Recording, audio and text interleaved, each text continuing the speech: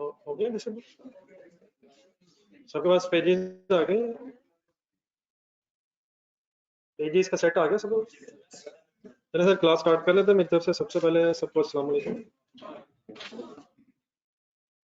सब ठीक ठाक है यार?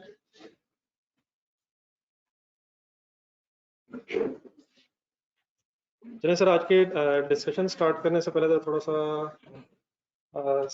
सिलेबस का इंट्रोडक्शन हो रहा है। क्या हाल? पेपर्स ठीक हुए हैं सबके? आपकी क्लास में दो तरह के लोग होने चाहिए, दो तरह की ऑडियंस होनी चाहिए मेरी।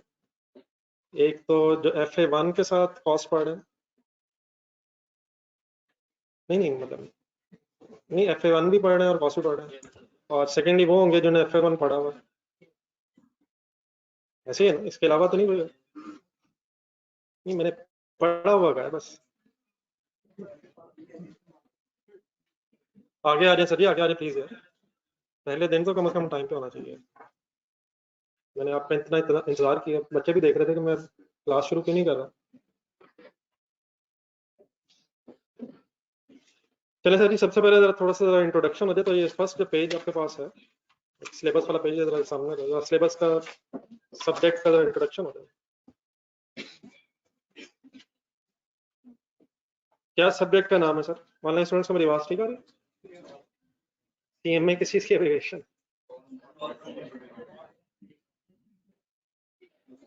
Cost and management accounting. सबसे पहले तो ये डिफरेंस थोड़ा सा आपको क्लियर शायद इनिशियली होना चाहिए कि एक है फाइनेंशियल अकाउंटिंग और एक ये है कॉस्ट अकाउंटिंग। आपने जो अभी तक अकाउंटिंग पढ़ी, PRC में इंट्रोडक्शन पढ़ी, इंट्रोडक्शन टू अकाउंटिंग, और वो उसी की एक्सटेंशन थी फाइनेंशियल अकाउंटिंग FA1, जिन्होंने पढ़ी हुई है, और जिन्होंने नहीं पढ़ी हुई इंशाल्लाह शुरू कर चुके हैं। और उसी FA1 की एक्सटेंशन फिर FA2 है, और उसके बाद फिर अकाउंटिंग स्टैंडर्ड्स चलते रहेंगे, जब आप फाइनल में रहेंगे वहाँ भी है। तो एक है फाइनेंशियल अकाउंटिंग।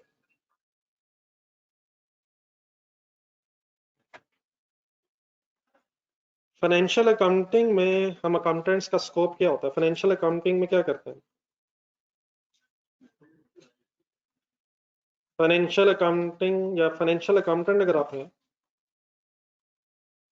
फाइनेंशियल अकाउंटिंग करते हैं, फाइनेंशियल अकाउंटेंट्स क्या करते हैं? फाइनेंशियल स्टेटमेंट्स बनानी होती है। फाइनेंशियल अकाउंटिंग का मकसद है कि फाइनेंशियल स्टेटमेंट्स बन जाए। फाइनेंशियल स्टेटमेंट्स किसके लिए बनाई जाती हैं? यूजर्स के लिए। फाइनेंशियल स्टेटमेंट्स बनाए जाए यूजर्स के लिए, और डेफिनेटली यूजर्स सबसे इंपॉर्टेंट यूजर शेयर होल्डर्स हैं। लेकिन यूजर्स में और भी अपने लोगों ने नाम जरूर सुने होंगे। लेंडर्स भी हैं, गवर्नमेंट भी है, कस्टमर्स भी हैं, सप्लायर्स भी हैं, बैंक्स भी हैं, लेकिन प्राइमरी यूजर, सबसे इंपॉर्टेंट यूजर ये शेयर होल्डर है। तो फाइनेंशियल अकाउंटिंग का मकसद है कि फाइनेंशियल स्टेटमेंट्स बन जाए, और फाइनेंशियल स्टेटमेंट्स का मतलब है कि वो 5 कंपोनेंट्स बन जाए। कौन कौन से?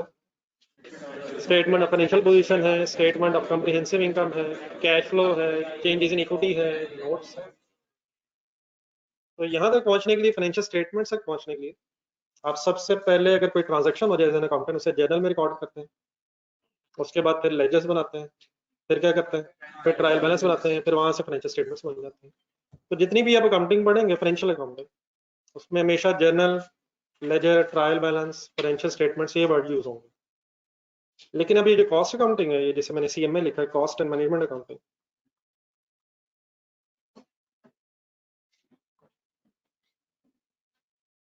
कॉस्ट एंड मैनेजमेंट अकाउंटिंग,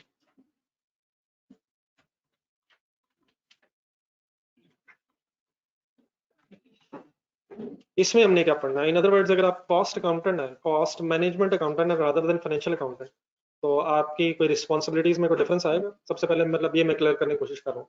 अगर आप फाइनेंशियल अकाउंटेंट है तो आप क्या कर रहे होंगे? फाइनेंशियल स्टेटमेंट्स बना रहे हैं, जर्नल, लेजर, ट्रायल बैलेंस बना रहे हैं। लेकिन अगर आप as a cost management accountant काम कर रहे हैं, तो अब आप फाइनेंशियल स्टेटमेंट्स एज सच बनाना, अब आपका फोकस नहीं होगा। इसमें दो जो वर्ड्स हैं बीच में, कॉस्ट एंड मैनेजमेंट, इस पर थोड़ा सा हम जरा फोकस करते हैं।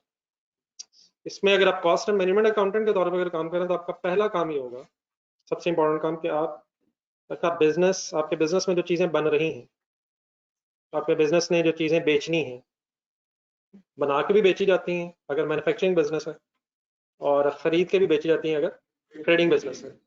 तो सबसे पहले आपके पास आपने जो चीज बेचनी है उसकी कॉस्ट आपको पता होना चाहिए। कॉस्ट पता होगी तभी आप क्या कर सकते हैं, फिर प्रॉफिट ऐड करके सेल प्राइस का डिसीजन ले सकते हैं। तो हमारा as a cost management accountant पहला काम क्या होगा कि हम कॉस्ट की वर्किंग करेंगे। अब डेफिनेटली मेरी ये बात सुन के इनिशियली आपको इजी सी बात लगी होगी, और डेफिनेटली ट्रेडिंग बिजनेस में ये बिल्कुल सिंपल है। ट्रेडिंग बिजनेस क्या बोला मैंने, चीजें खरीद के बेचने हैं। फॉर एग्जाम्पल कोई मोबाइल शॉप है, तो उसने मोबाइल जितने का खरीदा वो उसकी कॉस्ट है, उसमें कितना प्रॉफिट ऐड करना चाहता है वो उसका अपना एक मैनेजमेंट डिसीजन है, अपनी सेल प्राइस बना लेगा। तो ट्रेडिंग बिजनेस में ऐसा कोई ये मुश्किल काम नहीं है, और इसलिए शायद हमारे स्कोप में भी कॉस्ट मैनेजमेंट अकाउंटिंग में वो ट्रेडिंग बिजनेस पे ज्यादा बहस नहीं होगी। मेन हमारा फोकस रहेगा मैन्युफैक्चरिंग बिजनेस में। अब मैन्युफैक्चरिंग बिजनेस में जो चीज बनाई जा रही है उसको हमने जब बनाया तो उसकी कॉस्ट कितनी आई है, तो उसको बनाने में क्या क्या लगता है, ये फिर मैं अभी डिटेल में डिस्कस करता हूँ। तो वो कॉस्ट के कंपोनेंट्स आइडेंटिफाई किए जाते हैं, कॉस्ट पता चलेगी, फिर आप प्रॉफिट परसेंटेज डिसाइड करके अपनी सेल प्राइस बना सकेंगे। तो हमारा कॉस्ट मैनेजमेंट अकाउंटिंग में पहला काम ये है, खासतौर पर मैन्युफैक्चरिंग बिजनेस में, कि हम चीज़ों की जो बनाई जा रही है उनकी कॉस्ट डिटरमिन करें। और कॉस्ट डिटरमिन करने का भी मकसद क्या है, कॉस्ट क्यों पता होनी चाहिए, क्योंकि आपने चीज़ें बेचनी है, क्या जितने की चीज़ें बनेंगी उतनी की बेच देनी है, उसमें फिर प्रॉफिट ऐड होना है। तो ये पहले पता होगा कितनी की चीज़ बन रही है, तभी फिर आप उसमें अपने प्रॉफिट जो भी आपने रखना है वो ऐड करके अपनी सेल प्राइस की डिटर्मिनेशन कर सकेंगे। तो अगर आपने सेल प्राइस डिटर्मिन करनी है तो आपको सबसे पहले क्या पता होना चाहिए कि हमारी कॉस्ट क्या है। और ज्यादातर हमारा फोकस इस कॉस्ट एंड मैनेजमेंट अकाउंटिंग के सिलेबस में मैन्युफैक्चरिंग कंपनीज पे ही होगा, या मैन्युफैक्चरिंग बिजनेसेस पे होगा। मैन्युफैक्चरिंग बिजनेसेस क्या होते हैं, जो चीजें बना के बेच रहे हैं। फॉर एग्जाम्पल कोई बिजनेस है जो मोबाइल्स की मैन्युफैक्चरिंग कर रहा है, तो वो जो मोबाइल बना रहा है कितने का खर्चा है उसका है। कुछ शेड्स का बनाने का बिजनेस है, कुछ शेड बनाने पे कितना खर्चा है, कुछ फर्नीचर मैन्युफैक्चरिंग है, कार्स मैन्युफैक्चरिंग है। तो मैन्युफैक्चरिंग बिजनेस में कौन कौन सी कॉस्ट आती है वो फिर मैं इंशाल्लाह भी डिस्कस करता हूँ आपके साथ। तो कॉस्ट मैन्युफैक्चरिंग बिजनेस के एंगल से खासतौर पर हमें कॉस्ट की कैलकुलेशन करनी होती है ताकि सेल प्राइस हम डिटरमिन कर सकें। तो पहला बेसिक सा हमारा फंक्शन क्या होता है कॉस्ट एंड मैनेजमेंट अकाउंटेंट, कि कॉस्ट की डिटर्मिनेशन की जाती है। फिर दूसरा इसमें वर्ड लिखा हुआ था कॉस्ट एंड मैनेजमेंट। जो मैनेजमेंट अकाउंटेंट होता है, अगर मैं इसके भी बल्कि असल में दो हिस्से हैं, एक है कॉस्ट अकाउंटेंट, फिर एक मैनेजमेंट अकाउंटेंट भी होता है। तो उनको अगर इकट्ठा भी कर दिया जाए तो कॉस्ट एंड मैनेजमेंट अकाउंटेंट बन गया। तो कॉस्ट अकाउंटेंट का फंक्शन है कॉस्ट की कैलकुलेशन करना। सिंपली अगर आप मैनेजमेंट अकाउंटेंट हो तो फिर मैनेजमेंट अकाउंटेंट का काम ये होता है कि ये फ्यूचर की फोरकास्टिंग भी करते हैं। फ्यूचर फोरकास्टिंग, बजट का भी वर्ड सुना आपने, बजट क्या होता है ये लिख लीजिएगा, लेकिन एक मिनट है थोड़ा सा जरा एक्सप्लेन कर दूंगा। बजट क्या चीज होती है, फ्यूचर में हम कितना प्रॉफिट कमाना चाहते हैं, फ्यूचर में कितनी सेल प्राइस गुड्स की होगी, कितनी कॉस्ट आएगी। तो फ्यूचर की प्लानिंग भी मैनेजर, फ्यूचर की जो प्लानिंग का काम है वो मैनेजमेंट अकाउंटेंट का काम होता है। तो अब अगर कॉस्ट एंड मैनेजमेंट अकाउंटेंट एक ही बंदा हो तो वो क्या क्या कर रहा होगा, वो कॉस्ट कैलकुलेशंस भी कर रहा होगा, जो गुड्स बन गई हैं उनकी कॉस्ट भी डिटरमिन कर रहा होगा, और फ्यूचर में गुड्स कितने की बननी चाहिए ताकि हम उसे प्रॉफिट में बेच सकें, इस तरह की प्लानिंग्स भी बजट बना के करता है। ठीक है। तो अब हमारा जो फोकस होता है, जो मेन डिफरेंस है फाइनेंशियल अकाउंटेंट कॉस्ट अकाउंटेंट में, फाइनेंशियल अकाउंटेंट जो फाइनेंशियल स्टेटमेंट्स बनाता है वो एक्सटर्नल यूजर्स के लिए बनाता है। ये मैंने यूजर्स एक वर्ड लिखा था, लेकिन साथ एक एक्सटर्नल वर्ड यूज कर रहा हूँ। ये शेयर होल्डर्स जो हैं, लेंडर्स हैं, लेंडर्स कौन होते हैं, जिनसे लोन लिए होते हैं, बैंक्स, बैंक्स की बात हो रही है, सप्लायर्स हैं, कस्टमर्स हैं, गवर्नमेंट है। फाइनेंशियल अकाउंटिंग एक्सटर्नल यूजर्स के लिए होती है। और एक कॉस्ट एंड मैनेजमेंट अकाउंटिंग है, ये हम अकाउंटेंट्स करते तो हैं लेकिन बिजनेस की मैनेजमेंट के लिए करते हैं। तो in other words cost and management accounting का जो यूजर है वो इंटरनल मैनेजमेंट होती है। इंटरनल मैनेजमेंट से मेरी मुराद है जो बिजनेस के बोर्ड ऑफ डायरेक्टर्स है, ये सुना जो वर्ड, जो बिजनेस का ओनर है। ये सारा हमने कॉस्ट डिटरमिन करके किसके सामने रखनी है, फ्यूचर की प्लानिंग किसके सामने रखनी है, ये उस ओनर के सामने रखनी है। और अगर कंपनी है तो उसमें डेफिनेटली बोर्ड ऑफ डायरेक्टर्स वगैरह होंगे। तो what is the who is the user of cost and management accounting information, ये इंटरनल यूजर्स हैं। और इंटरनल यूजर्स से मेरी मुराद नहीं, शेयर होल्डर बेटा एक्सटर्नल होता है। शेयर होल्डर्स वर्ड सुना है सबने? शेयर होल्डर्स सारे आके अपने बिजनेस को मैनेज नहीं करते।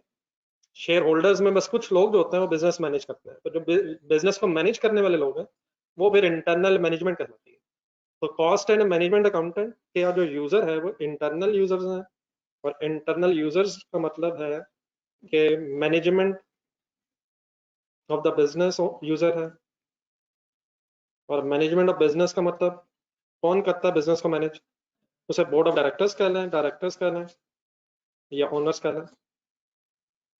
अगर कंपनी है तो बोर्ड ऑफ डायरेक्टर्स बेहतर वर्ड है, लेकिन अगर कोई इंडिविजुअल बिजनेस है तो फिर शायद सिंपली ओनर भी लिखा जा सकता है। इससे पहले कि आप कुछ लिखें, एक सेकंड मैं जरा बात कंप्लीट कर लूँगा।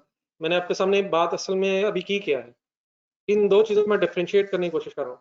एक फाइनेंशियल अकाउंटिंग है, नहीं, फाइनेंशियल अकाउंटिंग है, और एक cost management accounting. Financial accounting में बनाते हम क्या हैं? Financial statements. किसके लिए? External users. ठीक है।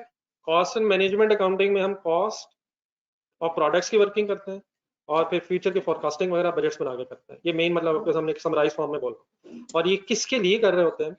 Internal management of the business के लिए कर रहे हैं।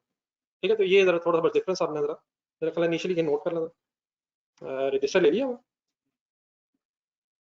तो नए जज्बे से स्टार्ट करें सर, नई जिंदगी है, या पुराना रजिस्टर शुरू करना है? तो सही ना रजिस्टर कुछ ना कुछ तो थोड़ा सा नीचे लिख लेना, financial accounting, cost management accounting.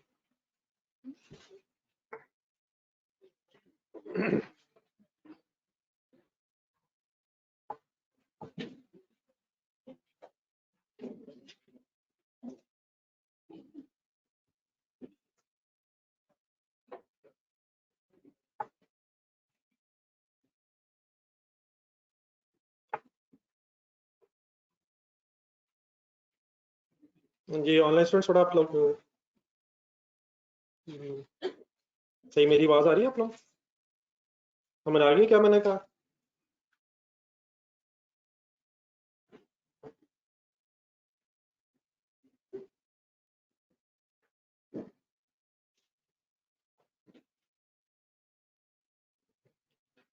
ये ठीक है हसन साहब?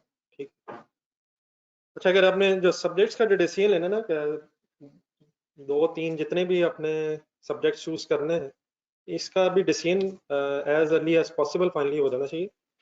मैंने 4-5 नहीं कहे, होपफुली वो बहस में नहीं है। आप सब लोग आई कैप का कोई ना कोई पेपर दे चुके हैं मेरा ख्याल। कैप का दे चुके हैं ना कोई ना कोई? नहीं, कैप का कोई ना कोई पेपर दे दिया ना पीआरसी के बाद? जो है जो खैर पीआरसी से भी आगे हैं वो शायद मेरी इस बात को ना समझ सके। 3 पेपर से ज्यादा मैनेज करना क्लोज टू इम्पॉसिबल है। क्या ख्याल है? ये तो 2 मैनेज होने में बड़ी बात है। तो एकदम जज्बाती होकर इतने सारे सब्जेक्ट्स रखने की भी जरूरत नहीं होती है। एक सही कॉम्बिनेशन डेवलप करें, शुरू में ही करें, और बस उसी पे फोकस करें। अगर इस ज्यादा रखे होते हैं तो बाद में आपको पता ही है फिर वो कितने के रह जाते हैं। तो ये चीजें सीरियस हैं। आप लोगों को कुछ मुझे पुराने लोग नजर आ रहे हैं बीच में, आइडिया पहले से ही है। हम शुरू में बहुत ज्यादा जज्बाती होते हैं ऐसे एक आध दिन, लेकिन उसके बाद फिर ऐसे टाइम वेस्ट होने के बाद डिसाइड याद आता है कि गलत डिसीजन हो गए। तो सब्जेक्ट्स की सिलेक्शन करते हुए मैक्सिमम 3 सब्जेक्ट से ज्यादा कैंडी ना लें, मेरी सजेशन यही है। और अगर किसी ने कोई इंडिविजुअली डिस्कस भी करना हो तो सब्जेक्ट से वाले से, तो चाहे क्लास के बाद मिल लीजिएगा। और ये भी जहन में रखिएगा अगर कोई पेपर दिया होगा तो कैसे हुआ है, अकॉर्डिंगली सही प्लान करें पहले से ही। बाकी चीजें सीरियस है, बहुत ज्यादा सीरियस है। जो इनिशियल फर्स्ट ग्रुप कहते हैं इसे, ये जो पहले 4 सब ग्रुप ए है, सॉरी, ये जो ग्रुप ए है इसमें सबसे टफ पेपर ये कॉस्ट अकाउंटिंग ही है। उसकी वजह एक तो ये इसकी आपकी बेस नहीं है। फाइनेंशियल अकाउंटिंग की कुछ ना कुछ बेस आपकी पीएससी में बन जाती है इंट्रो पढ़ने के बाद। तो एक तो बेस नहीं है, और नंबर 2 इसमें वर्किंग्स बहुत ज्यादा है, सिलेबस भी इसका बहुत ज्यादा है, प्रैक्टिस बहुत ज्यादा रिक्वायर्ड होती है। तो वंस अगेन जो मैंने अभी अरफान की क्लास में कुछ लोगों से कह रहा था, सिर्फ जो चीज रिक्वायर्ड होती है ना, देखें at the end of the day exam में तो परफॉर्म करना पड़ता है, लेकिन क्लासेस के दौरान हम जो काम कर सकते हैं ना, सबसे इम्पोर्टेंट वो ये है कि वही पुरानी बातें मैं करूंगा और वही चीजें रेलिवेंट है। रेगुलरिटी रहनी चाहिए, क्लासेस स्किप ना हो, हर टॉपिक को सही वेटेज दी जाए, साथ साथ चला जाए। ये अफोर्डेबल ही नहीं है कि हम कोई सिलेक्टिव स्टडी कर सकें। तो पहले दिन से लेके आखिरी दिन जब तक क्लासेस चलती हैं अपने आप को मोटिवेट रखना होता है, फिर ही कुछ जाके एग्जाम में कोई रीजनेबल चांस बनता है। एग्जाम में जो पेपर आता है वो तो फिर एक अलग चैलेंज होता ही होता है, लेकिन उस चैलेंज तक पहुंचने के लिए हमें अपनी 100% एफर्ट करनी पड़ती है। और अगर वो 100% एफर्ट ही ना हो तो आई कैप तो सॉर्ट ऑफ जिन लोगों ने पेपर दिए पेपर के नजदीक भी नहीं आने देता, वो तो जिन्होंने 100% एफर्ट किए उनके लिए मुश्किल हो जाता है। क्या ख्याल है, सही कह रहा हूँ? तो, लेकिन ये पहले दिन से शुरू होती है, जो ये जो मैं 100% एफर्ट वाली बात कर रहा हूँ, ये पहले दिन से स्टार्ट होगी। और कब तक करनी है? जब तक शायद पेपर ना दे दें, थ्रू आउट द क्लासेस तो करनी है। उसके बाद डेफिनेटली फिर अपनी सेल्फ रिवीजन भी आप लोगों ने करनी होती है। तो इस वक्त खास तौर पे ये जो इनिशियली ये जो रमज़ान का महीना आ रहा है, इसमें थोड़ा सा प्रॉब्लम ये, अब वैसे अल्लाह करे ये 9:45 क्लास है, इस वक्त तो होपफुली आप लोग क्लास में इकट्ठे हो ही जाएंगे, लेकिन टाइम पे आए, रोज आए, रेगुलर आए। रिकॉर्डेड लेक्चर सिर्फ इसलिए होते हैं कि किसी वजह से अगर खुदा ना खास्ता आपकी कोई क्लास रह जाए, आप नहीं ले पाए, तो उसको कंपनसेट करने के लिए रिकॉर्डेड लेक्चर्स होते हैं। वो कभी भी, अब आप लोगों ने फिजिकल क्लास में अगर एडमिशन लिया हुआ है, कभी भी वो फर्स्ट चॉइस नहीं है कि आज दिल नहीं कर रहा तो रहने देता हूँ, वो ले लेता हूँ, ये कोई ऑप्शन नहीं है। बाकी आप लोगों को पता ही है, खासतौर पर जिन्होंने पहले भी क्लासेस कुछ किसी और सब्जेक्ट की भी पढ़ी हुई है, बाद में फिर वो एक क्या से कहते हैं, सॉरी, वो जो लेक्चर्स पेंडिंग लेक्चर्स हो गए हैं और वो कवर हो रहे हैं, ये इस तरह नहीं होता। ये तो डेली बेसिस पे अगर पढ़ा तो फिर बड़ा मुश्किल हो जाता है। तो लेक्चर्स पेंडिंग कवर हो रहे हैं, आखिरी महीने में पिछले कवर हो रहे हैं, वो हो रहा है, वो हो रहा है, ये रहने देता हूँ, ये इस तरह का पेपर कभी भी अटेम्प्ट नहीं होना। 100% एफर्ट से क्या मतलब है मेरा, तो बताएगा मैंने क्या कहा अभी तक? नहीं मतलब नहीं मतलब वो तो करनी है इंशाल्लाह, लेकिन 100% एफर्ट्स क्या मरा रहे हैं? देखिए अगर आप डेली चले ना तो ये इसका ये भी मतलब नहीं कि 24 घंटे पढ़ना है। डेली अगर पढ़ेंगे, अगर आप डेली का डेली, तो शायद क्लासेस के अलावा आपको हर सब्जेक्ट के लिए मेरा ख्याल है एक से ज्यादा घंटा रिकॉर्ड नहीं होता। लेकिन अगर आप डेली नहीं पढ़ेंगे तो वो डेफिनेटली चीजें एक्यूमुलेट हो जाएंगी, फिर वो अनअचीवेबल टारगेट है इससे ज्यादा। तो शुरू से ही कोशिश करें, एक और दो दिन डेफिनेटली लग जाते हैं चीजें सीक्वेंस में आते आते आते, लेकिन यही बस एक दो दिन से ज्यादा नहीं लगने चाहिए। जो सब्जेक्ट्स लेने हैं वो डिसाइड हो जाएं और फिर उस पर बिस्मिल्लाह पढ़ के एफर्ट शुरू करें। चलिए, ये तो बात एक भाई ने ये पूछा था कि सब्जेक्ट्स कौन से हैं, तो उस हवाले से मैंने जरा डिस्कस कर लिया था। बाकी जो मैंने ये बात की इसमें तो नहीं कोई कंफ्यूजन। अगर कोई आपसे वैसे पूछे, मैं कभी दोबारा पूछूं, तो what is the difference between, अपने वर्ड्स में, between financial accounting and cost management accounting, basic क्या फर्क है? एक्सटर्नल यूजर्स के लिए फाइनेंशियल स्टेटमेंट्स बनाते हैं फाइनेंशियल अकाउंटिंग में, और इंटरनल यूजर्स को किस चीज की इंफॉर्मेशन देते हैं कॉस्ट मैनेजमेंट अकाउंटिंग में? कॉस्ट ऑफ प्रोडक्ट्स की और फिर फ्यूचर प्लानिंग। ठीक है, तो इसी तरह की चीजें इंशाल्लाह हमारे सिलेबस का पार्ट बनती रहेंगी। इनिशियली इस तरह करते हैं, वैसे तो ये फर्स्ट पेज जो आपको मेरा सामने रखना, ये क्योंकि फर्स्ट टाइम चीजें आपने देखनी है तो शायद मैं सिर्फ हेडिंग्स ही बोल सकूंगा, सब कुछ ही नहीं है, लेकिन मेरा ख्याल है चले कम से कम टॉपिक्स के नाम हमारे सामने आ रहे हैं। ऊपर तो ग्रिड बनी हुई है, उसको मेरा ख्याल छोड़ देते हैं, नंबरिंग उसमें हुई भी है। नीचे स्पेसिफिक एग्जामिनेबल नॉलेज रेफरेंसेस आ रहे हैं, तो पेन रखना आपने। तो चंद एक टॉपिक्स इसमें मैं बताता हूँ जो जरा बड़े बड़े टॉपिक्स हैं, जरा आइडिया होता रहेगा, जरा नाम कम से कम बोल लेते हैं। पॉइंट वन के अलावा मेरा ख्याल है शायद आगे कोई भी चीज ऐसी नहीं जो आपने पहले सुनी हो, लेकिन पॉइंट वन आपने शायद सुना होगा। मैंने क्या लिखा, FIFO weighted average, lower of cost, NRV, inventories की वैल्यूएशन कुछ आनी है, तो ये तो चीज वो पुरानी है। देन उसके बाद बस वर्ड्स पढ़ते हैं। डायरेक्ट इनडायरेक्ट कॉस्ट होती है, variable semi variable fix cost है, रिपीटेड डिस्ट्रीब्यूशन मेथड है, साइमल्टेनियस इक्वेशन मेथड है, इस तरह करें। ये चलें थोड़ा सा और पढ़ें। लर्निंग कर्व लिखा हुआ है, opportunity cost, relevant cost, break even, शायद वर्ड सुना आपने कहीं, कहाँ पढ़ा कि हम, बारह इसकी बहुत लंबी डिटेल बहस है, फिर कुछ ग्राफ भी हैं, प्रॉफिट वॉल्यूम चार्ट भी है, इन दोनों को बल्कि 9 और 10 को इकट्ठा कर लें, एक मतलब इसका एक ही नाम लिखना, ब्रेक इवन एनालिसिस।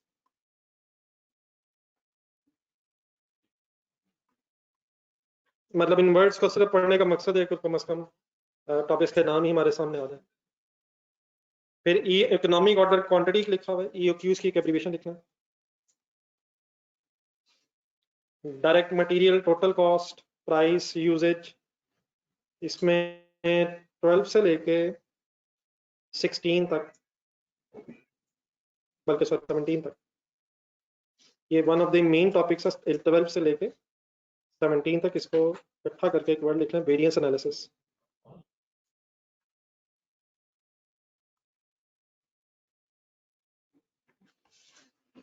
फिर वो क्या होता है डेफिनेटली वो इंशाल्लाह जब करेंगे तो बात करेंगे। वेरिएंस एनालिसिस एक मेजर टॉपिक्स में से कह सकते हैं।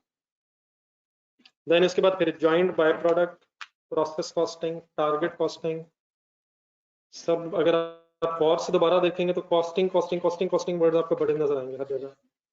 Cost cost cost cost cost.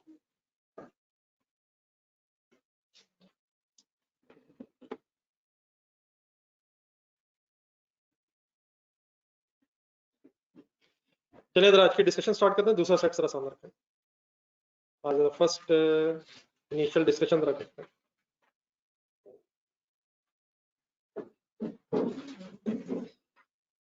देखिए चीजें नई हैं, मुश्किल भी हैं, लेकिन अगर साथ साथ कोशिश की जाए तो इम्पॉसिबल नहीं है। आसान तो डेफिनेटली नहीं है, इसकी तो कोई बहस नहीं है। आसान चीजें वैसे भी आप लोगों को पसंद भी नहीं है। उसकी एक एग्जांपल ये है कि आप लोगों ने जब सीए शुरू किया तो आपको बहुत लोगों ने कहा होगा ये बहुत मुश्किल है, बहुत मुश्किल है। तो आपके फौरन जहन में ये आया होगा कि यार ये लोग पढ़ते नहीं है इसलिए मुश्किल लगता होगा। तो आपने किसी की नहीं मानी। अगर आपको आसान चीजें पसंद होती तो आप ये करते या कुछ और करते। लेकिन क्योंकि आपको मुश्किलात पसंद है इसलिए आपने क्या चूज किया। ये ऐसी है ना यार, कोई भी ऐसा नहीं होगा जिसे डराया किसने ना हो सीए करने से पहले। लेकिन आप नहीं डरे तो इंशाल्लाह नहीं ना ही आपने डरना है।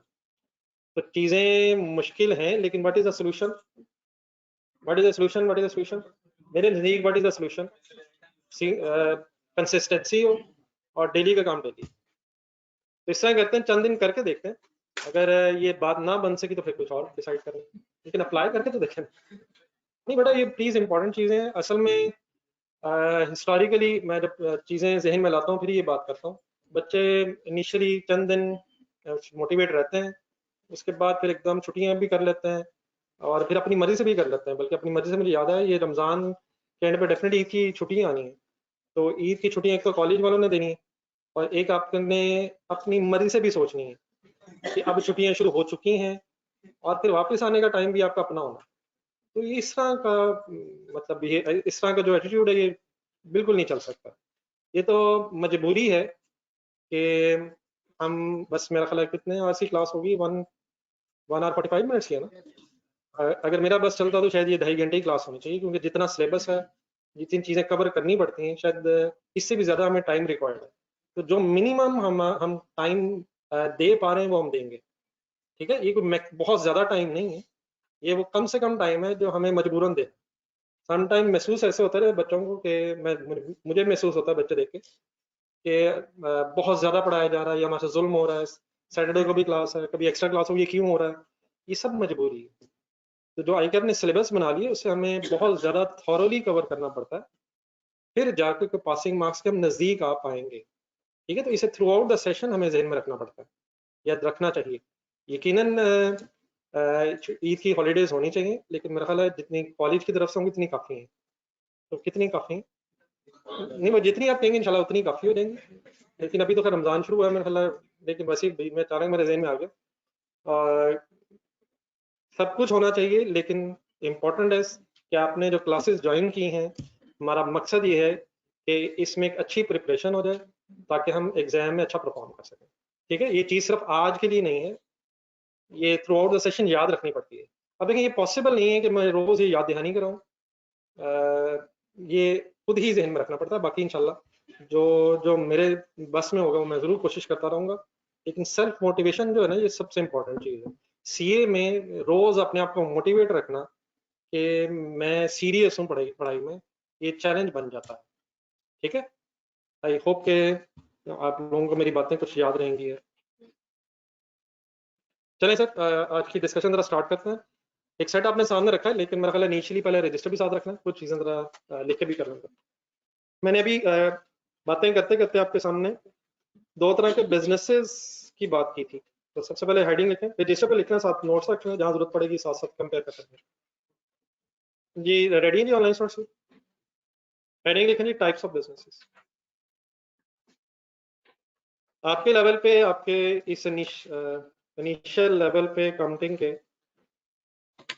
दो तरह के बिजनेसेस का आपको आइडिया होना चाहिए। Types of businesses. जी बताएं जी, क्या क्या बोला था मैंने? ट्रेडिंग बिजनेस क्या होता है जी? चीजें खरीद के बेचना, परचेज करके सेल करना। और ऑपोजिट साइड पे मैन्युफैक्चरिंग बिजनेस। मैन्युफैक्चरिंग बिजनेस में क्या होता है? मैन्युफैक्चरिंग बिजनेस क्या करता है? चीजें मैन्युफैक्चर करके बेचता है। बेचना दोनों में है, लेकिन ट्रेडिंग ने क्या करना? Purchase and sale, purchase and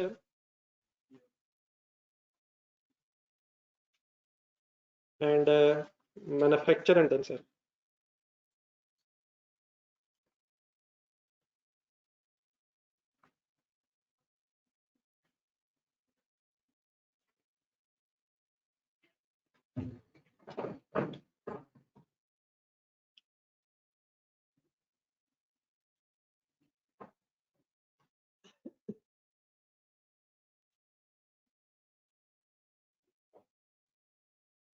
trading business की example, mobile shop best example. आप जिस शॉप पे जाके मोबाइल खरीदते हैं, वो खुद मोबाइल्स बना रहा है, उसने खरीद के रखे हैं, आप वहां से परचेज कर रहे हैं। लेकिन अगर कोई मोबाइल मैन्युफैक्चरिंग कंपनी जहन में लाया, वो क्या कर रही है? वो मैन्युफैक्चर करके बेच रही है। इस तरह अगर गाड़ियों का शोरूम जहन में लाया, तो कार शोरूम में वो ट्रेडिंग कर रहा है। कार शोरूम वाला, शहर में इर्द गिर्द कार शोरूम नजर आते हैं, लेकिन जिन कंपनीज की वो कार्स बेच रहा है, उन कंपनीज ने बनाया है। होंडा लिमिटेड जो है, वो कार मैन्युफैक्चरर है और मैन्युफैक्चरिंग करके बेच रहा है। और अगर हम कार शोरूम वाले की एग्जांपल लें, तो वो ट्रेडिंग कर रहा है। हमारी डिस्कशन मेन मैन्युफैक्चरिंग बिजनेस की तरफ होगी, कॉस्ट एंड मैनेजमेंट अकाउंटिंग में। लेकिन मैं उस तरफ जाने से पहले बस एक चीज थोड़ी सी आपसे जरा रिवाइज करवा दूं जरा। कभी आपने कॉस्ट ऑफ सेल्स की वर्किंग की? कभी कॉस्ट ऑफ सेल्स की वर्किंग की है सर? बताएं कैसे की है? Opening stock. हाँ एक मिनट। कॉस्ट ऑफ सेल्स की एक वर्किंग होती है। आपने जो पहले वर्किंग की हुई है, वो ट्रेडिंग बिजनेस के एंगल से की हुई है। ये कॉस्ट ऑफ सेल्स के वर्ड का मीनिंग है जो चीजें आप बेच रहे हैं उनकी कॉस्ट, कॉस्ट ऑफ सेल्स। तो कैसे वर्किंग करते हैं हम? ओपनिंग स्टॉक लेते हैं और इसमें प्लस क्या करते हैं? प्लस क्या करते हैं? परचेजेस प्लस करते हैं। परचेजेस इसलिए प्लस करते हैं क्योंकि जो चीजें हमने परचेज की उन्हीं को बेच रहे हैं हम, तो उन्हीं की कॉस्ट बस हमने कैलकुलेट करनी है। यकीनन परचेज रिटर्न्स अगर हो तो माइनस कर लेंगे, कैरिज इनवर्ड्स हो तो प्लस कर लेंगे, ट्रांसपोर्टेशन कॉस्ट वगैरह और कोई हो चीजें तो प्लस कर लेंगे। सिंपल जरा वर्किंग कर रहा हूँ। मेन तीन चीजें गिनवा दे, ओपनिंग स्टॉक प्लस परचेजेस और माइनस क्लोजिंग स्टॉक। तो ये जरा ट्रेडिंग बिजनेस के नीचे लिखना था।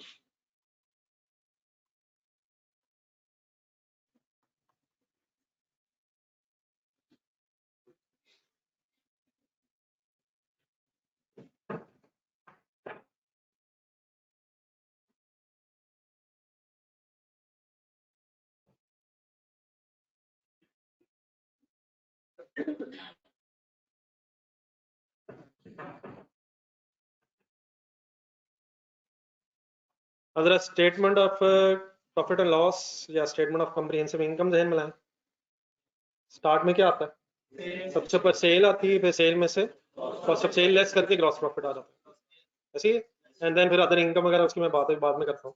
इसी तरह अगर मैन्युफैक्चरिंग बिजनेस में बात है, तो मैन्युफैक्चरिंग बिजनेस में भी बेटा एक स्टेटमेंट ऑफ कॉम्प्रिहेंसिव इनकम वैसे ही बनेगी जैसे अदरवाइज बनती है। तो उसमें भी आएंगी, लेकिन किस चीज की सेल? जो चीजें बनाई होंगी उनकी सेल, सेल ऑफ गुड्स जो बनाई होंगी, उसमें से भी कॉस्ट ऑफ सेल माइनस होगी। लेकिन वहां जो कॉस्ट ऑफ सेल्स की वर्किंग है, वो फिर परचेजेस ने सेल नहीं होना, वहां चीजों ने पहले बनना है और फिर सेल होना। तो हम यहाँ से ऑनवर्ड्स अब डिस्कशन जरा स्टार्ट करते हैं। पहले कहला था नीचे हेडिंग बना लें, बस यहाँ तक ऊपर तो हमने जो डिफरेंशिएट करना था वो कर लिए। मैन्युफैक्चरिंग बिजनेस की हेडिंग।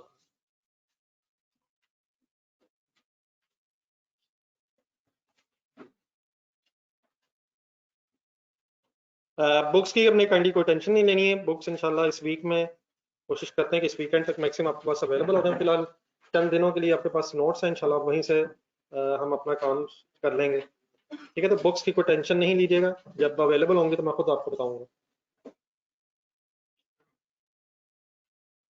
करें स्टार्ट जी। अब मैन्युफैक्चरिंग बिजनेस पहले मैं थोड़ा सा समझाना चाह रहा हूँ, तो बस हेडिंग लिख के आप रुक जाइएगा। अगर कोई भी मैन्युफैक्चरिंग बिजनेस है तो गुड्स को बनाने के लिए, गुड्स को मैन्युफैक्चर करने के लिए हमेशा एक फैक्ट्री की जरूरत पड़ेगी। अब हम कंपनीज के एंगल से बात करेंगे, बड़ी सी कंपनीज के एंगल से, तो फैक्ट्री की जरूरत ट्रेडिंग बिजनेस में पड़ती है? क्यों नहीं पड़ेगी? तो मैन्युफैक्चरिंग बिजनेस में फैक्ट्री की क्यों जरूरत है? तो manufacture the goods, production, production manufacture, तो मैन्युफैक्चर द गुड्स। तो फैक्ट्री की जरूरत पड़ती है मैन्युफैक्चरिंग बिजनेस में। Just a minute, let me complete थोड़ा सा। अब हमें बात समझने के लिए एक छोटी सी एग्जांपल बना देते हैं कि लेट्स अज्यूम आप लोग एक फैक्ट्री बनाना चाहते हैं जिसमें क्लॉथ लेके, क्लॉथ से शर्ट्स बनाना चाहते हैं। लेट्स अज्यूम हमारी एक फैक्ट्री है जिसमें हम शर्ट्स की मैन्युफैक्चरिंग करना चाहते हैं। और किस चीज से शर्ट्स बना रहे हैं? क्लॉथ से शर्ट्स बनाएंगे। तो जस्ट टू विजुअलाइज, इससे पहले कि हम इसे अदरवाइज लिखें और बात तो आगे लेके चलें, क्या खरीद रहे होंगे और क्या बेच रहे होंगे? हम क्लॉथ खरीद रहे होंगे और फिर शर्ट्स बेच रहे होंगे। अब क्लॉथ को शर्ट्स में कन्वर्ट करना हमने, क्लॉथ से शर्ट्स बनानी है हमें। ठीक है, तो इस काम के लिए हमें कुछ जगह चाहिए जहाँ सॉर्ट ऑफ एम्प्लॉयज होंगे, जहाँ जरा विजुअलाइज करें मशीनें लगी होंगी। ऐसे होगा सर, शर्ट्स बनानी जिसमें दर्जी होता है, लेकिन बड़ा ऐसे अगर बिजनेस में चले जाए तो बहुत से लोग होंगे, मशीनें लगी होंगी जिन पे शर्ट्स, सॉरी, जिन पे क्लॉथ से शर्ट्स की मैन्युफैक्चरिंग हो रही होगी। तो मैन्युफैक्चरिंग बिजनेस में जिस चीज को आप खरीदते हैं ताकि आप वो बना सकें जिसको आपने बेचना है, मैन्युफैक्चरिंग बिजनेस में जिसको आप खरीदते हैं ताकि वो बना सकें जिसको आपने बेचना है। मैं किसकी बात कर रहा हूँ, क्लॉथ की या शर्ट्स की? क्लॉथ खरीद रहे हैं ताकि आप शर्ट्स बना सकें। तो जो भी चीज आप मैन्युफैक्चरिंग बिजनेस में परचेज कर रहे हैं उसको बोलते हैं रॉ मटेरियल। और रॉ मटेरियल को प्रोसेस करके जो आपने चीज बना के बेचनी होती है उसे बोलते हैं finish goods. What is raw material? In this example cloth, लेकिन जनरली स्पीकिंग रॉ मटेरियल किसे कहते हैं? मैन्युफैक्चरिंग बिजनेस में जो भी आप खरीद रहे हैं ताकि उसको इस्तेमाल करके आप फिनिश गुड्स बना सकें, वो रॉ मटेरियल है। और फिनिश गुड्स उसको कहते हैं जो आपने बना के अल्टीमेटली बेचनी है। तो मेरी इस एग्जांपल में cloth is a raw material and shirts are finish goods. अगर आपका शूज मैन्युफैक्चरिंग का बिजनेस है और लेदर से फॉर एग्जांपल आप शूज बना रहे हैं, तो leather will be raw material and shoes will be finish goods. तो रॉ मटेरियल किसे कहते हैं? जिससे फिनिश गुड्स बनती हैं। और फिनिश गुड्स किसे कहते हैं? जिसे आपने बना के बेचना होता है। अब हम रॉ मटेरियल परचेज कर रहे होंगे अपने किसी सप्लायर से और फिनिश गुड्स बना के अपने कस्टमर्स को बेच रहे होंगे। तो यहाँ तक इनिशियली जरा आप भी कंप्लीट कर लेंगे। बाकी ये जो मैं डेफिनेशन वगैरह बोल रहा हूँ ये भी हमारे पास लिखी आ जाएंगी, तो फिलहाल जरा अपना थोड़ा सा जनरल सा कॉन्सेप्ट जरा क्लियर कर लें।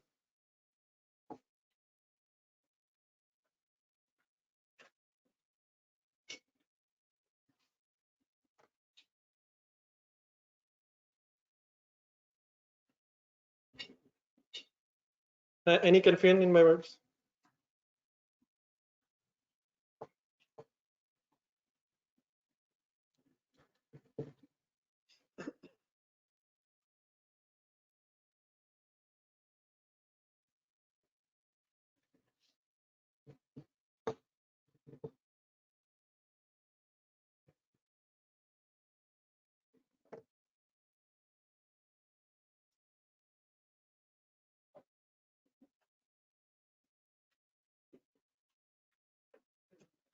जी ऑनलाइन स्टूडेंट्स आप लोग क्लियर?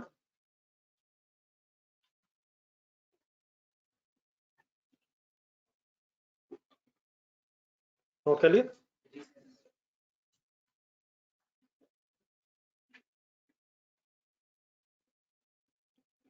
देन अगर लिख लिया तो काइंडली एक दफा फिर रुक जाइएगा प्लीज। देन सर इस तरह करें, जरा अपना ही ये बिजनेस समझे, क्लॉथ्स रॉ मटेरियल से हमने shirts as a finish goods बनानी है। अपनी ही को फैक्ट्री जरा विजुलाइज करें जरा, फैक्ट्री में कौन कौन कौन कौन से डिपार्टमेंट्स होंगे, जरा एक फैक्ट्री की डायग्राम बना रहा हूँ। नहीं मैं स्टार्ट जरा कर लेता हूँ, बाकी क्योंकि कुछ नई चीजें शायद मैं बनाता हूँ, बाकी फिर फैक्ट्री अपनी समझनी है। कुछ एक्स्ट्रा डिपार्टमेंट्स, कौन कौन से डिपार्टमेंट्स होंगे जिसमें फैक्ट्री में, ताकि हम शर्ट्स को फिनिश गुड्स में कन्वर्ट कर सकें, जनरलाइज करके बात कर रहा हूँ, तो उसको जरा अपने जहन में एक पिक्चर सी बनानी है। सबसे पहले क्या होता है, जरा स्टार्ट में ले लेते हैं। फैक्ट्रीज में ये क्या बनाने लगे ना, सबको पता है क्या फैक्ट्री बनाने लगे, तो ऐसे ही बन जाती बस फैक्ट्री, नहीं बाकी इंशाल्लाह वैसे भी बन जाएगी, फिलहाल ऐसे बन जाएगी। फैक्ट्री में बेटा सबसे पहले एक स्टोर रूम होता है, स्टोर रूम बनाया जाता है रॉ मटेरियल रखने के लिए, रॉ मटेरियल स्टोर रूम। ये रॉ मटेरियल के लिए जरा मैंने जरा एब्रीविएशन सी बना ली है, जरा स्पेस कम है। आरएम किसे कह रहा हूँ, रॉ मटेरियल स्टोर। अब इस रॉ मटेरियल स्टोर रूम का मकसद क्या होगा, ऐसे नहीं होता कि प्रोडक्शन में जितना क्लॉथ चाहिए उसी वक्त मंगवाएं प्रोडक्शन करें, क्योंकि नॉर्मली फैक्ट्री जरा रिमोट एरियाज में होती हैं, शहरों से हटके भी होती हैं, तो कुछ रॉ मटेरियल रखना पड़ता है ताकि जब जरूरत पड़े उसे इस्तेमाल कर लिया जाए।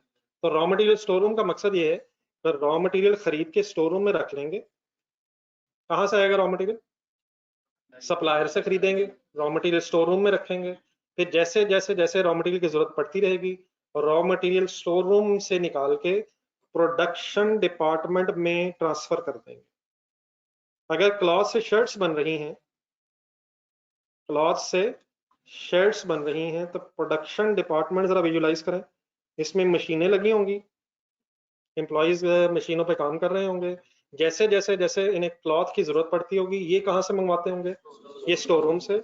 और स्टोर रूम में जो मैनेजर होगा या स्टोर रूम का जो इंचार्ज होगा वो रॉ मटेरियल इन्हें इशू कर देता होगा, ये उस रॉ मटेरियल की बेस पे शर्ट्स बना लेते होंगे, और जैसे जैसे शर्ट्स बनती जा रही होंगी कहाँ पे, प्रोडक्शन डिपार्टमेंट में, ये प्रोडक्शन डिपार्टमेंट वाले वो शर्ट्स को ट्रांसफर करते जाएंगे एक और स्टोर रूम में, नहीं पहले एक स्टोर रूम में, फिनिश गुड स्टोर रूम में। जैसे ही शर्ट्स बन जाएंगी जरूरी नहीं कि साथ ही बिक जाए, पहले एक स्टोर रूम बनाया जाता है जहाँ पे शर्ट्स रख लेंगे, और फिर जैसे जैसे जैसे हमारे पास ऑर्डर्स आ रहे होंगे हम फिनिश गुड स्टोर रूम में से ट्रांसफर करते जा रहे होंगे कस्टमर को। तो रॉ मटेरियल कहाँ से कहाँ आया, नहीं रॉ मटेरियल स्टोर रूम से प्रोडक्शन डिपार्टमेंट में, प्रोडक्शन डिपार्टमेंट वाले जब उस क्लॉथ को शर्ट्स में कन्वर्ट कर लेते होंगे तो प्रोडक्शन डिपार्टमेंट से शर्ट्स फिनिश गुड्स के तौर पे फिनिश गुड स्टोर रूम में आ गई, समझ आ रहा है। और फिनिश गुड स्टोर रूम में से कहाँ जाएंगी, कहाँ जाएंगी सर, कस्टमर के पास जाएंगी। कब जाएंगी, जब हम बेचेंगे।